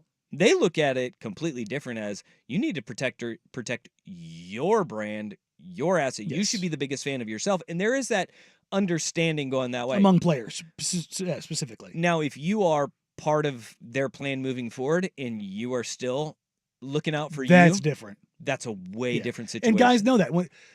Look, guys don't talk money, but everyone understands everyone's situations. That's why there is so few and far between when a player is going through a contract dispute where another player will comment on it. Because it could very easily be that same player the next year. Never talk about another man's money. No, you just don't do it. And to be honest, regardless of the situation, even if somebody thinks that somebody's angling for more money than they should get, Yeah. it's about getting as much as you can while you can. Because everyone knows, particularly in that league, number one, it's not guaranteed. Number two, tomorrow's not guaranteed. And so it's one of those things where, again, if the team told him, nah, dude, you're done.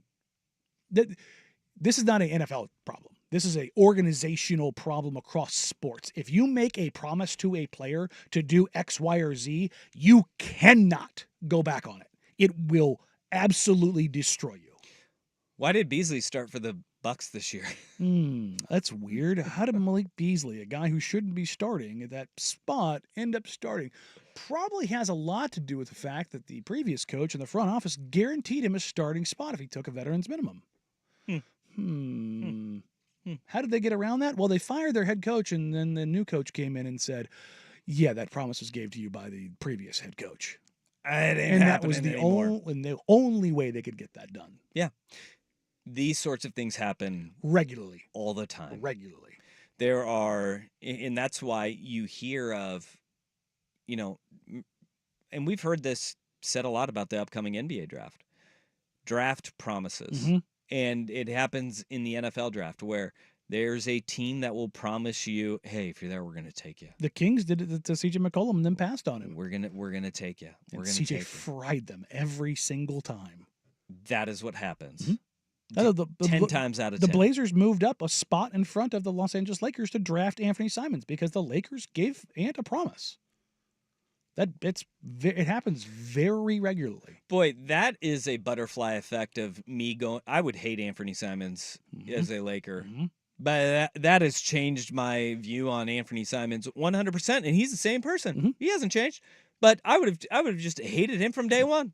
See, absolutely hated him. That's crazy how the world Good works. times. But no Rodgers, no Reddick at Jets mini camp right now. Mandatory mini camp, both subject to fines. This is off to a great start. Jets are back, baby. Jets are back.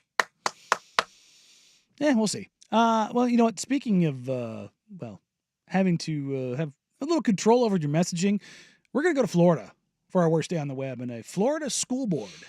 That's sure to go just swimmingly well, I'm sure. But first, here's Big Will Bets of the Sports Center Update. This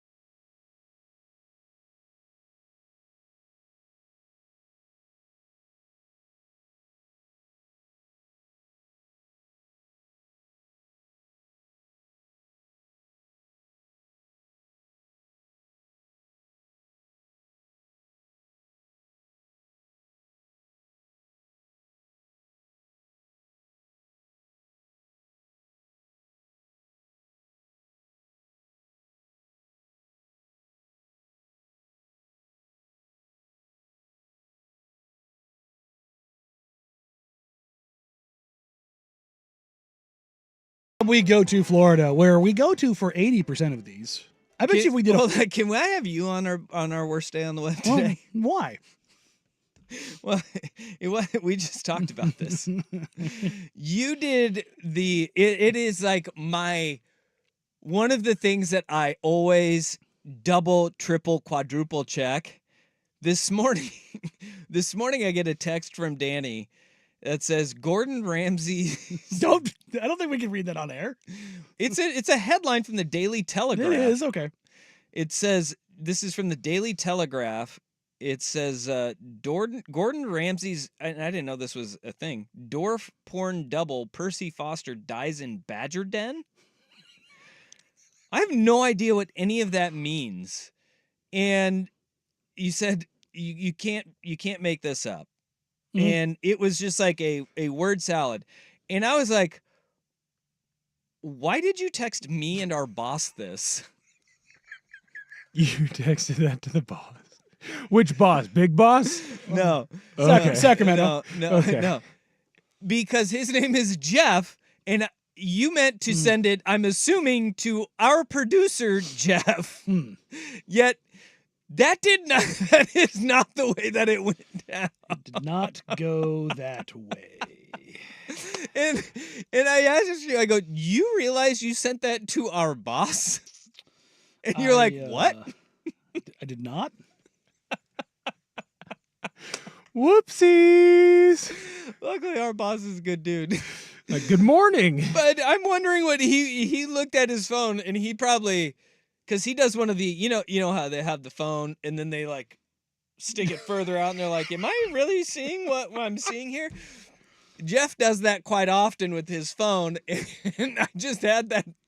That was just ingrained in my head because this is what happens when Danny gets up before 9 a.m. because you sent that at like 9:15 in the morning. No. So it was one of the first things that you saw, I'm assuming, today, because you are a night owl. I am, but I was up earlier this morning. I got up at 7:55 this morning. And that is something that we've all been there, where you text, you're like, oh, no. I didn't realize until you said that. Oh, no. They had that was one of those. Because you marked our three-man group chat with a little 1080 marker to kind of dissociate it. Yeah. But I didn't even think about that. I have got my top chats are all pinned at the top, and I put the fan logo on the one that I have with you and Rust just for this like specific reason. So you don't accidentally do the one with the boss and I. Yeah, so you don't send it to the wrong place. My hope is that Jeff was like, ooh, it's a group chat with Danny and Dusty. This must be really important. And it's like, what? Well, it was important. It was the most insane word salad headline I've ever seen in my entire life. Now, you just sent me a screenshot of it. I didn't get the actual story. Is Badger Den like code for something else? I don't know. Or is it? I don't know. Did he actually get killed in a badger den? I was not going down that path. Because that sounds like a miserable death. Badgers are mean. They are absolutely ferocious. Like you see the pictures. Like they'll do somebody this has a pet badger on TikTok, and it's cute as can be. No. That's gonna kill them, but yeah, it's cute to as rip can be. your face off. Yes, 100%. There's like people that will stick like a broomstick down into a badger den under their house, and it'll come out just like shredded. The broomstick is just absolutely torn to pieces in a matter of seconds. So I would not want that death. That sounds like a miserable death. Yeah, no, I want nothing to do with it. Okay. So, right. Back to Florida, though. Yeah, Florida's flirting very hard. This story comes to us from the Tallahassee Democrat. Schools in Florida have banned a book about book banning. Yeah, you don't want the kids to learn about book banning if you're banning books. So it's a book, why would you want them to learn? It's a book by Alan Gratz called "Ban This Book," and it's been banned from shelves from a meeting last month where the school district is overruling its own district book committee's review decision to keep it. The story of the book is a fictional fourth grader who creates a secret banned books locker library after his school board pulled a multitude of titles off the shelves. So it's like a Parker Lewis Can't Lose. Yes.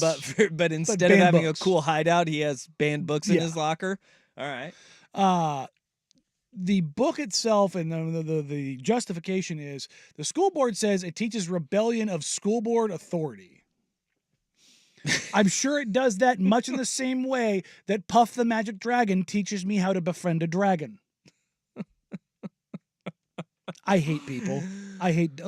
Look. Oh, I get we don't man. need to have sex ed Look. books for the kids, and we don't need Mein Kampf in the elementary schools for historical reasons. Like, Yeah. I get that stuff, but this is Look. just well, come on, man. I think the far left being too woke, that is a problem.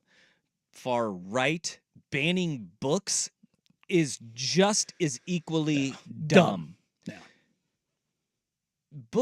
Did you see there was a high school graduate and she walked up and then when she got her diploma, she shook the hand of the superintendent, then handed her one of the books that had been banned by the superintendent. No. And then continued walking off the Yikes. stage. Like, I mean, you got your diploma at that point. book banning is so stupid. Yeah. So I get dumb. book control at levels. Yeah. Like, we don't need graphic novels in the elementary school. No, you don't need the Fabio romantic novels. You like, don't need that. No, No. they You probably don't shouldn't be in need high Colleen school. Hoover. Yeah. I don't know who that is, but the way you said it sounded seductive. Mm. Women like it. I'll Google it.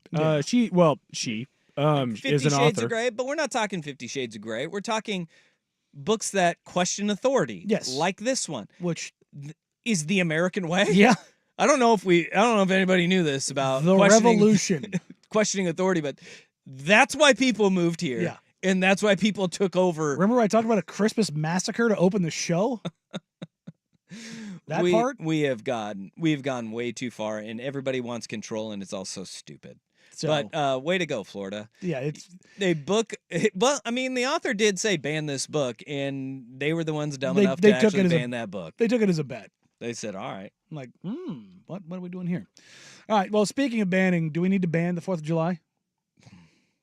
We actually have both the story and an update that I don't know if you've seen yet. I've gotten all the updates. Okay. Look, I'm riveted by this. Okay, story. yeah. So we will get to that and more. Can be around Danny and Dusty, 10 in the family. America. It's back, and it's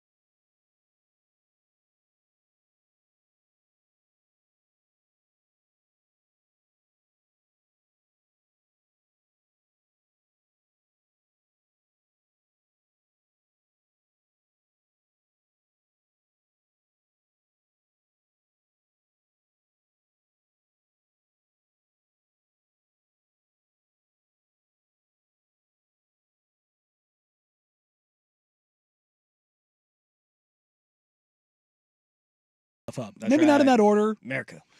Maybe blow stuff up, then drink responsibly, Mhm. or make a video of you doing something very, Don't get very shot dumb. in the ass.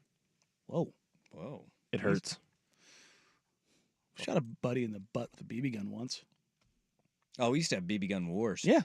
I mean, The rule was you can only have 2 pumps on the BB gun. I had a buddy who had a BB lodged in his arm, and then like it was 4th, 5th grade Mhm. that it went into his forearm, and like in high school, it was still there. Didn't bother to take that out, huh? Nah, no. Until high school when he cut it out. Yeah. Yeah. We had to do that with a buddy of mine I shot in the butt. It's like He went. He pissed me off, and I pumped it more than twice, and it ripped through the jeans and went into his butt cheek. You went far too long with that lodged in your arm, Pally. Explained probably a lot. Mm-hmm. Well, speaking of 4th of July, it's also a time for the old eating competition, particularly Mr. Joey Chestnut and his Nathan's hot dog eating competition. A tradition as great as America itself is Joey Chestnut hammering dogs. Well, not only Joey Chestnut, but also who was the Kobayashi Mhm. was his rival. R.I.P. Wait, he's dead? He's not His dead. career, he His career. retired. He retired, and he said, "I am no longer hungry." that was what he retired at. That's a great way to go out. That was a hell of a line. That's how you die, though, man. You gotta eat somehow. I mean, right? But old Joey Chestnut, it sounded like he was going to run into an issue where he was banned from the 2024 Nathan's hot dog eating contest. The 16-time winner was gonna be Dominant. unable to compete because he changed endorsements. Dun dun dun dun. Now they're hoping that they could try to work out some method around this, but it doesn't sound like it's going to happen. No, okay. First of all, he changed endorsements. He signed an endorsement deal with Impossible Meat. Which, have you ever had an Impossible Burger? I've had an Impossible Burger. They had them at Burger King, I think, for a while. They're okay. Yeah, don't get it at Burger King. I'm just saying, like, Yeah. it was readily available. I was not Impossible going to Burgers, go buy. Yeah.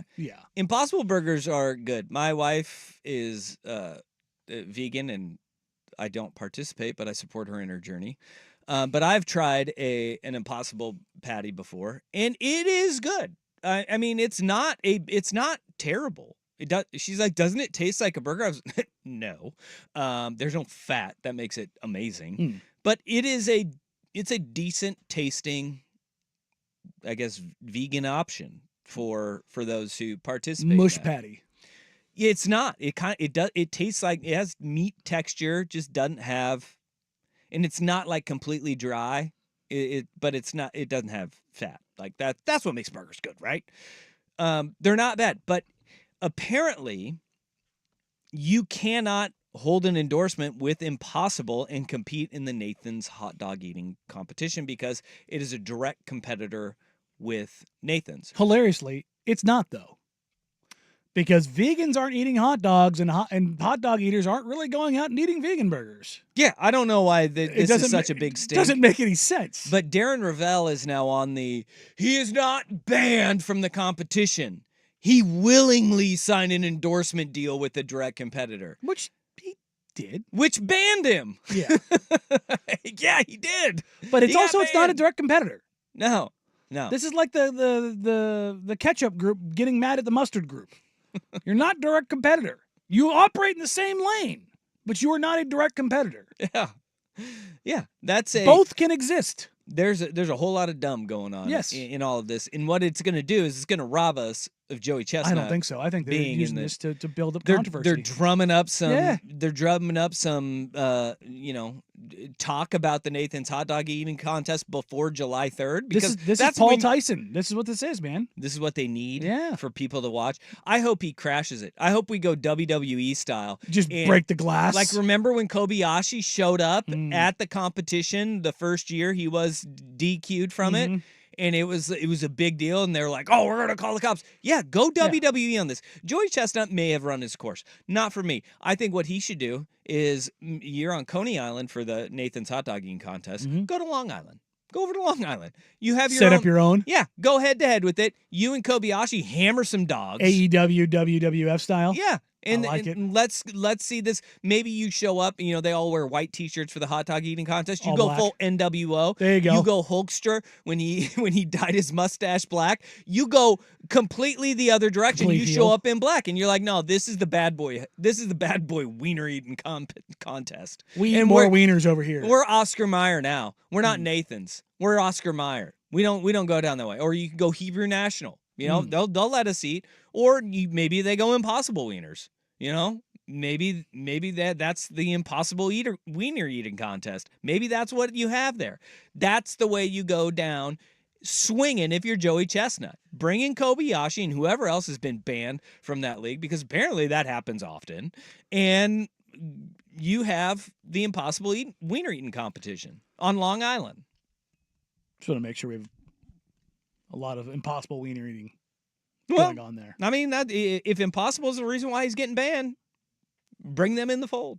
Make it possible. Make it possible. Possible wiener eating. Yeah, and then you go full Kevin Garnett when he butchered the Adidas tagline, which was dumb Anything anyways. is possible. Yeah, impossible is nothing is so dumb. Yeah, and when he yells, "Anything is possible," and every Adidas exec was like, "Dude, you had one job." But also your tagline sucked. Impossible is nothing. Yeah. Damn. Really? That's like the Nike pitch to Steph Curry getting his name wrong. Yeah, Stephen Curry. Steven with the V. Whoopsies. It's a hard one to come back from. Bro. It's a hard one to come back from. Didn't it also have a picture of KD in it? It was their other slide from before they used the same doc. Yikes. Couldn't get him under their armor. Yikes. Yep. No. And now Steph has his own brand because of it. Yeah. Worked out for him.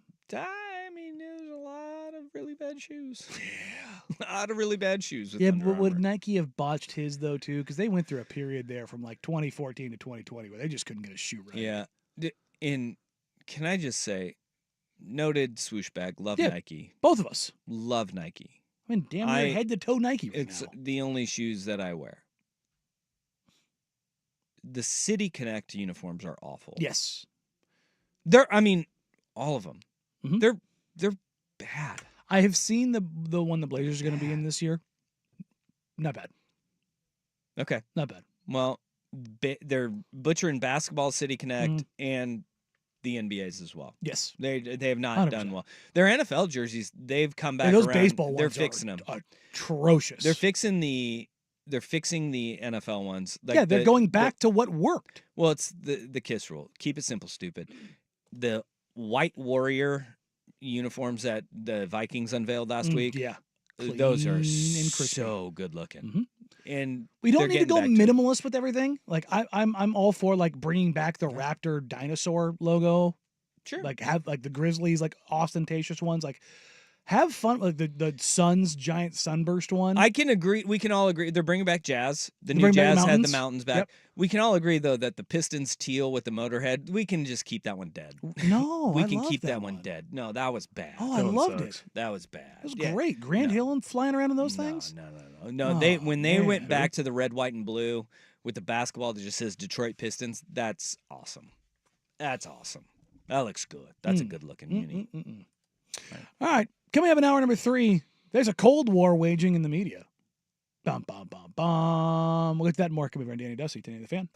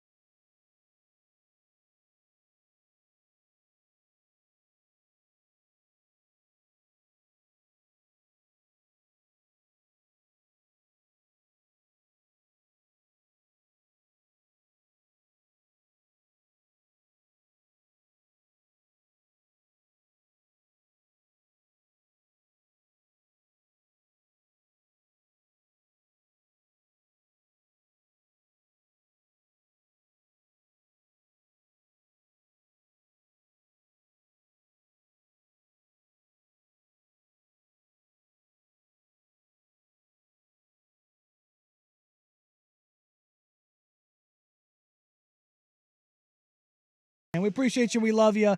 And there's been this kind of ongoing Civil War, Cold War situation between Woj and Shams for a while, particularly as it pertains to the Lakers coaching staff search and kind of how things are figuring out. After Danny Hurley used the Lakers to get leverage to get something done for a job that he was never going to get because, well, of a billion reasons, Shams, after getting kind of dunked on by Adrian Wojnarowski, went on FanDuel and kind of dog-walked the Lakers for, well, being kind of a sad franchise. JJ Redick has been the front runner for this job. James Borrego has also, been among the leaders for this job as well with JJ Redick. But when you think about the process so far, right? Rob Pelinka has met, before this Dan Hurley situation, he had met twice with two candidates. He met with JJ Redick once. He met with James Borrego a separate time solo. And then James Borrego came into the facility, met with everyone, met with ownership. And then they, last week on Wednesday, turned their attention, I'm told, to Dan Hurley. And he was not the number one candidate, the number one guy to go pursue from the start, from the beginning. But they felt like there was an opening there for him. He was in contract negotiations with UConn. He was discussing a deal to go back. And they felt like there was an opening, and they threw what really people around the league believe was a Hail Mary offer at him. 6 years, $70 million. And at the end of the day, Dan Hurley chose not to leave. He chose to stay for $20 million less at UConn. They did go up significantly from his current deal right now, but it is $20 million less. And you think about the Lakers job and what it's known for and the big-time-ness of it, and he still decided to stay at UConn, go for a chance at a three-peat. And, it does beg the question around the league. Was there genuine interest? Was this a genuine process with this? Or was this simply just about leverage? So when you think about it, the Lakers are 2.5 weeks out from the NBA draft. They're 3 weeks away from free agency. No coach yet. And I think everyone around the league doesn't really have a great feel for where this process is at.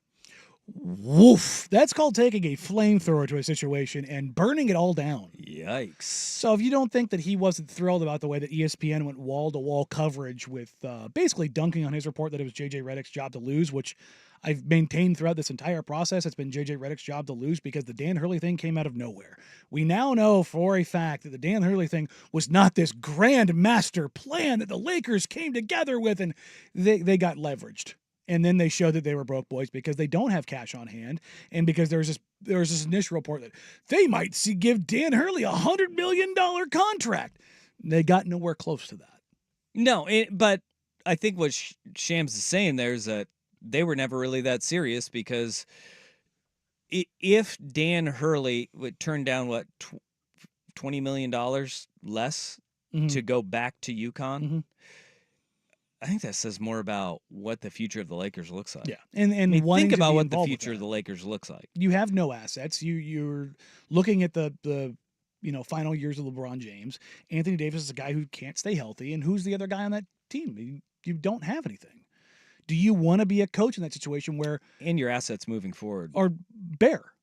And covered. as much as it matters to be in LA and guys will come there, you still have to have the ability to bring them there via trade, which is how they got Anthony Davis, or lined up perfectly in free agency. And the way the salary cap or the CBA is going forward, that salary floor really keeps teams from being able to strip things down to nothing without having a plan in place. And if all of a sudden something falls apart, you're screwed. Look, the NBA's new CBA is really good in regards to, you will never have anything close to what the Pittsburgh Pirates do on a year-to-year basis. No, strapped down to nothing. You cannot do that. And it's even more prohibitive than it was previously. And the salary cap floor has always been great in the NBA. And I think that there's a need for it because that prevents teams from tanking as well, right? Because you have to have some players of value on your roster. Them's the rules. Something has to matter. Quite literally. Yeah. You've got to have guys on your roster. I mean, we're looking at Portland is a good example of this, right? You have the Portland Trailblazers who have Anthony Simons, Jeremy Grant, and DeAndre Ayton. Mm-hmm. All three of those guys are on competitive salaries because they're not terrible players. Have they shut each and every one of them down at different parts of the season? Yes. Yes, they have. And that's the way they kind of circumvent the salary cap floor, right? And the Blazers did it with Damian Lillard as well, right? Shut him down at the end of his final year in Portland. He could have played. Yeah, could have played. Now, they strip it to the studs and you say, all right, we're going to give the young pups all of their run. We still have guys that have salary, though. That's the way you do it. But there's also going to be guys that are like, all right, Malcolm Brogdon was a great example of it. Hey, bud, we are going to let you showcase what you got, shut you down. And then we'll take care of you one way or another. And that's what they've done when they've traded guys off. They've gotten them to places that were good. They got Dame to Milwaukee, CJ to New Orleans, Rob and Powell to LA. Like, they've taken care of guys. But the problem that the Lakers have right now is that they have prohibitive salaries, and LeBron James will be eventually a prohibitive salary. I mean, he is at $50 million a year, even at his level. It's tough now because we're getting to the point where guys aren't going to just drop with everything they're doing to go play with LeBron. No, because it may be just a year left, and you just don't know. And they're going to have to sign him past just 1 year. Like, they're not going to go. You can't go 1 year to year with a max deal. No, he'll continue to get extensions with option years. That's how this will work. But how this all kind of comes back to the Blazers is what's interesting is Brian Windhorst went on the radio in Cleveland and talked about the situation there. Is they're going through their coaching search. You heard Shams talk about James Borrego. Borrego is a guy that's basically said, "Look, man, I know that you're talking to JJ. By the way, that is on the record." There's been no formal interviews for JJ Redick with the Lakers. We talked about that yesterday. They canceled his podcast today. Maybe it's today. Off day of the NBA Finals. Perhaps. But Borrego is a guy I've heard has come out as the front runner in Cleveland. And odds-on betting favorite to land the Cleveland Cavaliers job right now. He is at 1-1 odds. Yeah. David Adelman, son of Rick Adelman, Nuggets lead assistant, 3-1 odds, is the second. And Kenny Atkins is right behind him. 13-4. Yeah, so and Atkinson was the guy plus I heard. 325, and Adelman is plus 300. I heard Atkinson was the guy about 2 weeks ago. What that tells me is that whoever they're going to keep, whether it's Garland or Mitchell or both, have kind of signed off on Borrego. Yeah, and the understanding is that it's his job to lose, basically. What that means for Portland is, as the Lakers figure out their coaching search, as the Cavs figure out their coaching search, those staffs are going to start getting put together.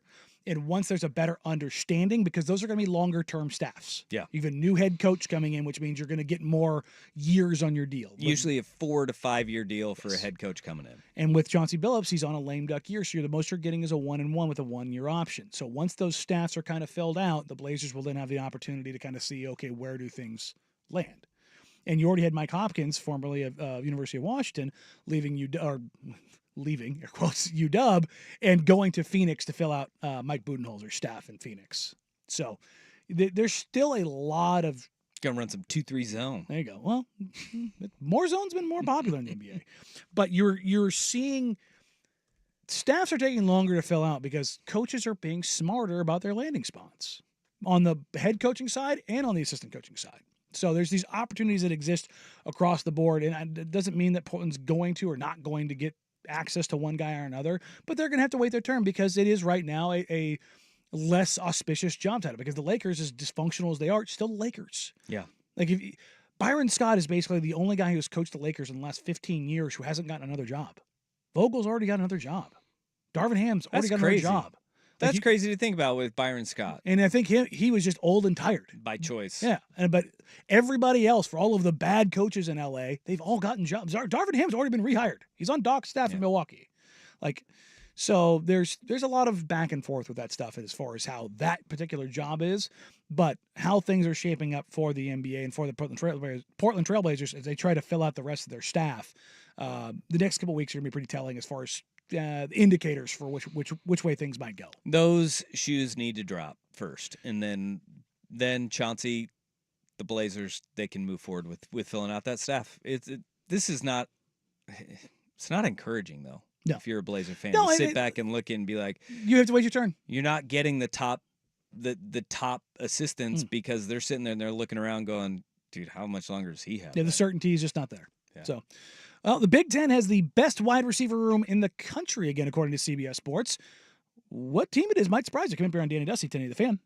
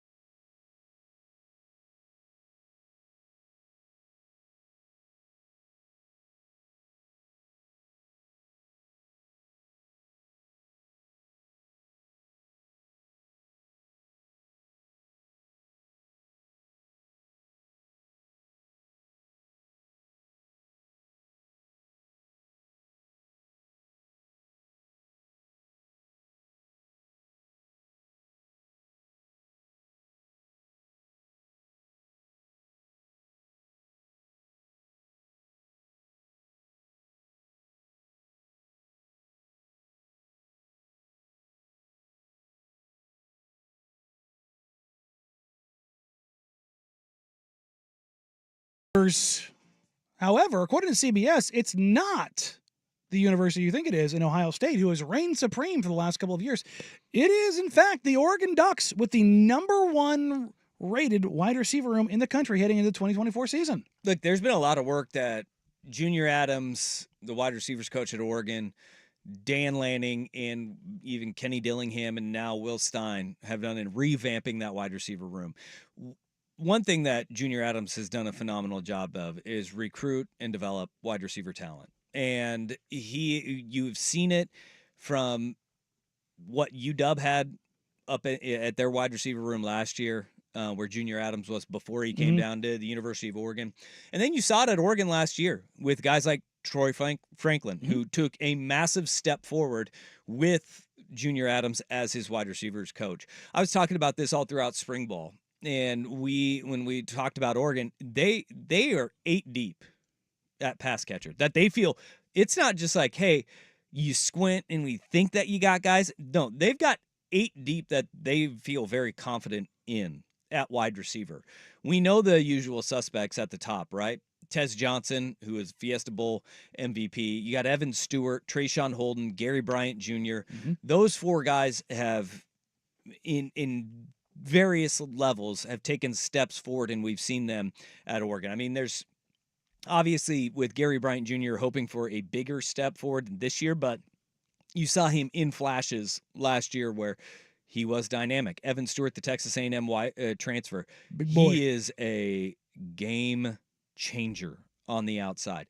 But what I think where Oregon, where you sit there and you say, here's where the difference is that this receiver room that they have, you got to include the tight ends as well, right? So if you go Tez, Stewart, Holden, right, then you look at the tight end room where you have Terrence Ferguson, Patrick Herbert, and I know we saw him in the spring game with a little bit of flash. Kenyon Sadiq is going to be a dude, a freshman last year out of Idaho. Kenyon Sadiq is a playmaker at tight end. And with those 3 tight ends that they have, when you think of Ferguson, Herbert, and Sadiq, those 3 guys are guys that they feel comfortable splitting them out as well. Not just being in line, but receiving threats at tight end. And we saw how many big catches Terrence Ferguson had. I keep going back to the Stanford game where, you know, Stanford went on that death march of a drive and it was like, oh my gosh, what is happening here? And then Terrence Ferguson went up top, pulled the ball over, touchdown, and the game completely flipped on its head. Terrence Ferguson is keeping him healthy is huge, but I think you also look at where this receiver room gets even deeper is the fact that the counterpunches, Kyle Casper, who's a long, tall wide receiver, over 6'4", I think he's like 6'6". You got Kyle Casper, Jurion Dickey, the former 5-star wide receiver. He fast. He ended up taking a leap forward in spring ball this year after, you know, a lot of hype, and that's what happens when you are a 5-star receiver coming into a program. But he took a massive step forward because it feels like things are starting to click between the ears with a guy like Jurion Dickey. Then you have the freshman classic that's coming in that they're going to have to wait their turn and kind of prove themselves. But you got Jeremiah McClellan, Jack Ressler from Mater Dei, and then Dylan Gresham, all 3 freshmen could see the field this year.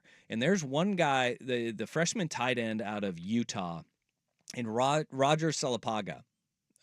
This dude, he has that kind of Kenyon Sadiq when he came in. They're like, this guy may actually be a dude for us. Paga is a freak. And if his offseason in the weight program, if he continues to kind of grow and develop, then you're looking at even more depth at that tight end position. And that last group is more of the, all right, these are the guys that are next in line. But when you are 8 deep and you have speed, size, guys like Justice Lowe, who made plays in the spring game, the Westview product, who you're sitting there and you're going, all right, you're starting to see where the growth has been and the depth has been, because it's not just the years of, hey, hopefully this is going to be the year Johnny Johnson pops, right? It's going to be this year. You don't have to worry about that. No, they are loaded from top to bottom, and they have, you know, your slot receiver in Tez. You have game changer outside with Evan Stewart. Trayshawn Holden on the opposite side. He's had that ankle that's been bothering him really since the end of last season. But you get those guys healthy, you head in the number 1 rated receiver room in the country. It's not just people in Oregon just squinting and being like, I think this is going to be the year where the wide receiver room turns the corner. It's loaded. And it's not just a couple top-end guys. And they've unseated in CBS Sports rankings. And again, these are all preseason things, Sure. right? But we're talking about the guys that we've talked about throughout the course of spring ball and now heading into the summer. When CBS Sports is looking at it, they're looking at the depth of top-end talent as well. And it's not just, they're looking not at the 8 that you can feel confident at, but really 5 that are high-level pass catchers in Oregon's offense. And unseating an Ohio State, which their receiver room is going to be filthy. Yeah. They got Emeka Egbuka again, who he could have gone to the NFL draft and been a late first, second round type guy. He's a guy as good as he is, has yet to fully actualize what the potential and the. It's been a wait your turn behind Marvin Harrison Jr., right? And well, the plethora of receivers that they have come through Ohio State's room. And look, the Big Ten, it's known for ground and pound. You better be ready and willing in the trenches to go to war there with the offense and defensive lines.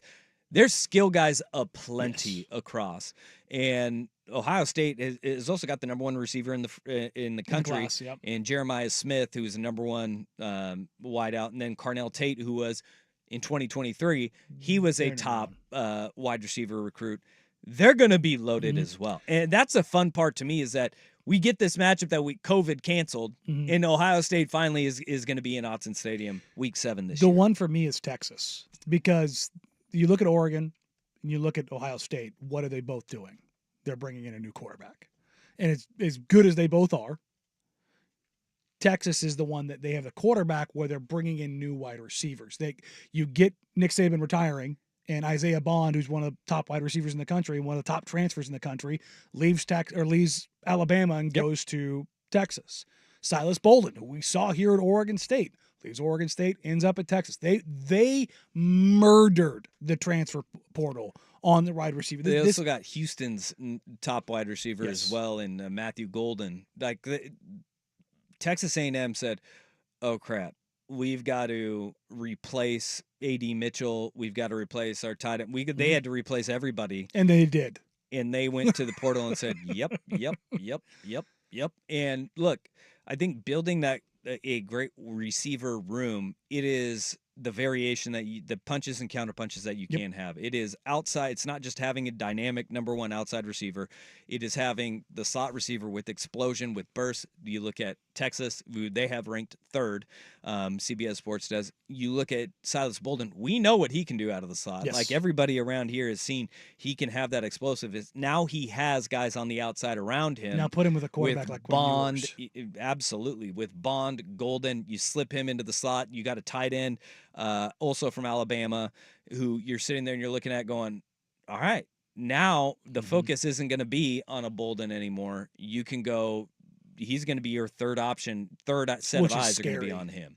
And Texas is going to be damn good. There are going to be so many explosive offenses in college football. It's going to be really fun, and especially when you look at Texas now going into the SEC, how does that dynamic change a little bit? Because Texas back? Texas may be back a Texas little bit. back? Oh. Texas going to be back. Weren't they back after last year? No, they were back after, remember, they won the Sugar Bowl, and it was, who was the quarterback then? Was it Buechele? If you're talking the back, Texas is it's back. Ellinger. Oh, Sam Ellinger. Okay. Sam Ellinger did the God. Texas is back, and then they went like 4-8 the next year. Well, he left, Yeah, that's right. I think. He was. No, I think He might back. have still been there. Yeah, I think he was back. But they went 4-8 the next year, and it's tough. yeah, It's tough. yeah. Well, speaking of tough, Tom Herman got fired you've after got that year. Now you have Sark though. You went from this guy. Oh, where'd he go? Yo, love you, dog. Love you, bro. To Get ready to ride on, baby. Let's go. or maybe they go Impossible Wieners. Maybe they do. that's door number 3. Maybe they do. It's always there. Drops live forever. Well, Kristaps Porziņģis is carrying a lot of the headlines for the injury he's currently dealing with the Boston Celtics. Tim McMahon of ESPN reveals that there's a big-name star on the other team that's dealing with some stuff, too. We'll get to that and more coming up here. But first, here's Big Will Betts at the SportsCenter Update.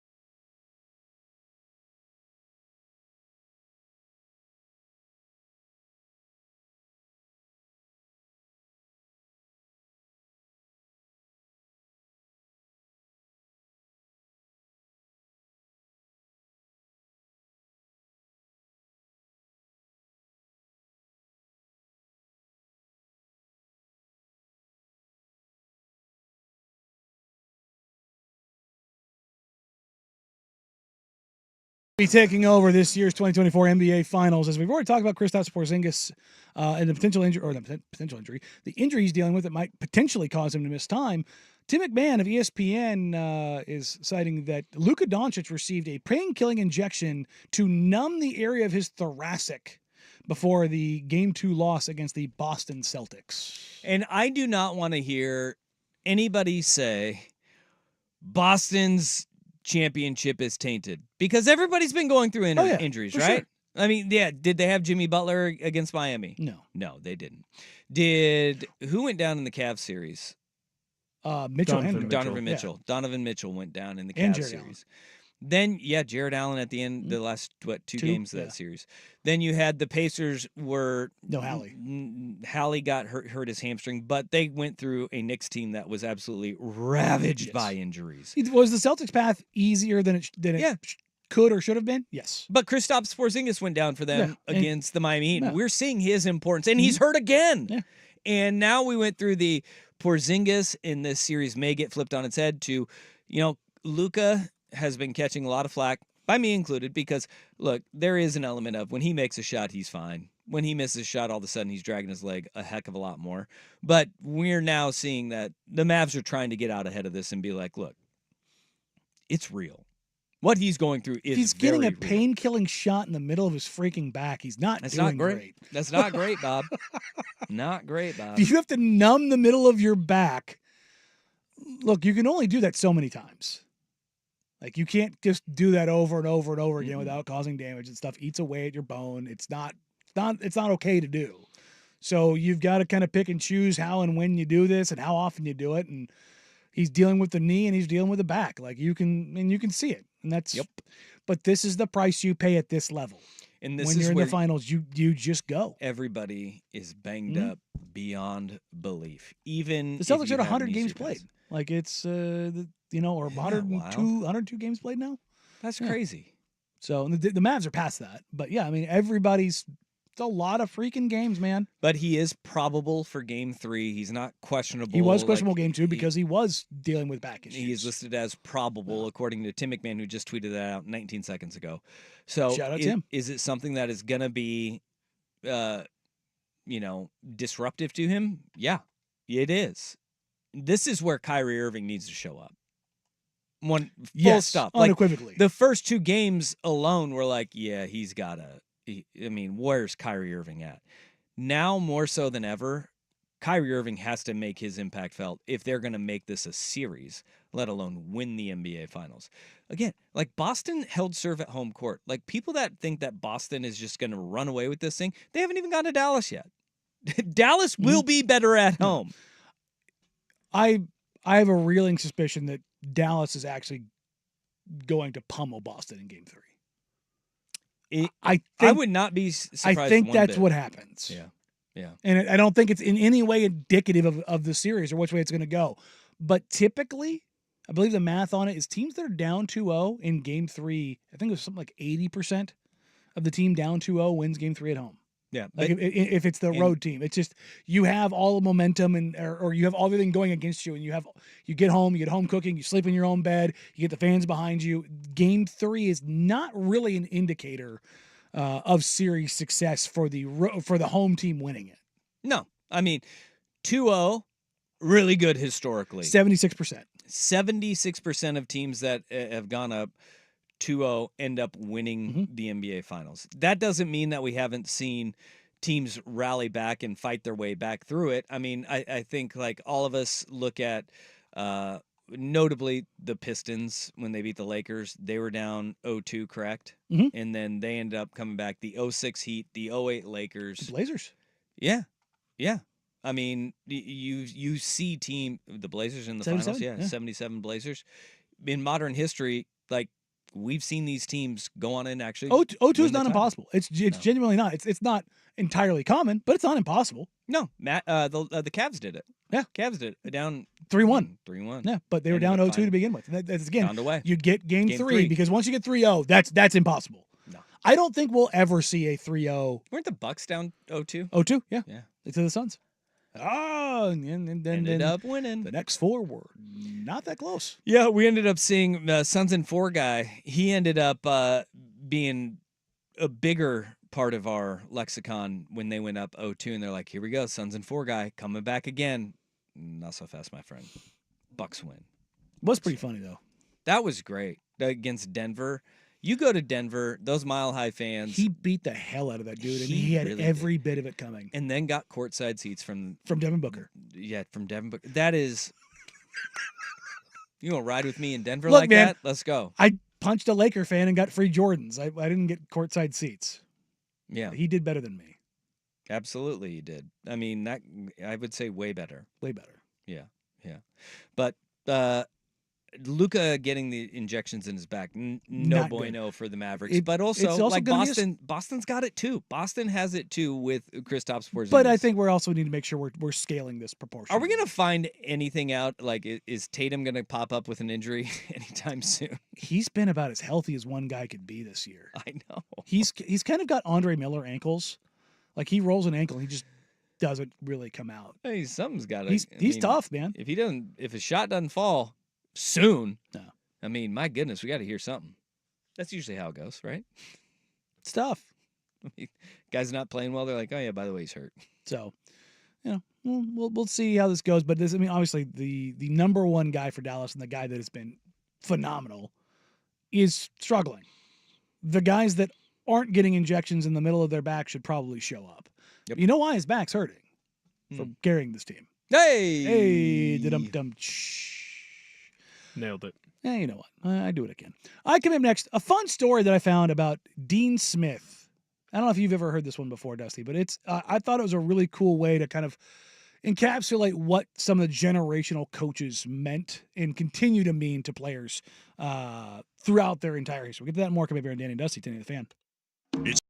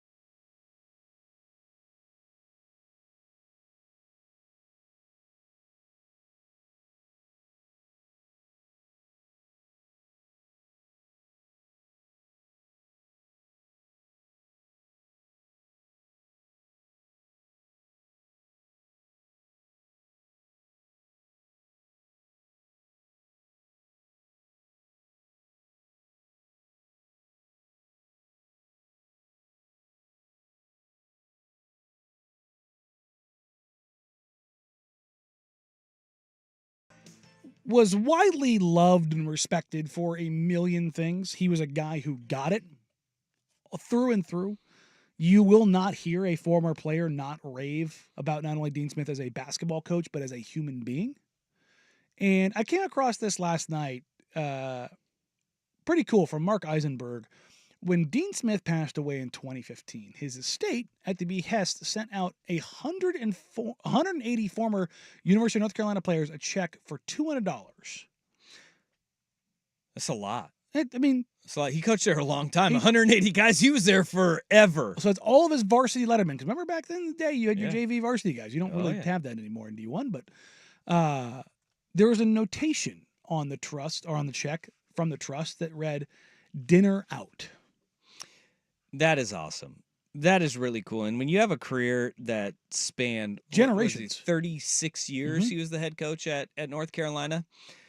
You have a lot of connections with a lot of guys. And to kind of back up everything that you talk about when you are the head coach and I'm going to be here for you forever. I love you. I'm going to care about you. When you die and then you send them that check Lets them know for that dinner they still out. mattered. Yeah, absolutely. Even all the way through the end. And a lot of the look, as a coach, you don't like every player that you have.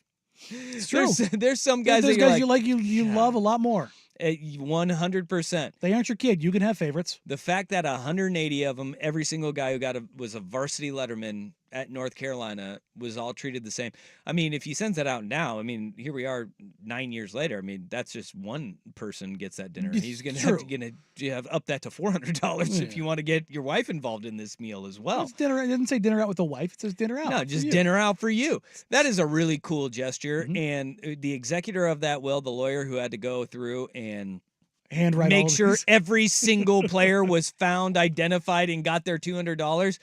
It made his life a living hell. But the fact of the matter is, Dean Smith backed up everything that he talked about and everything that he preached over his time as in a life coach. and death.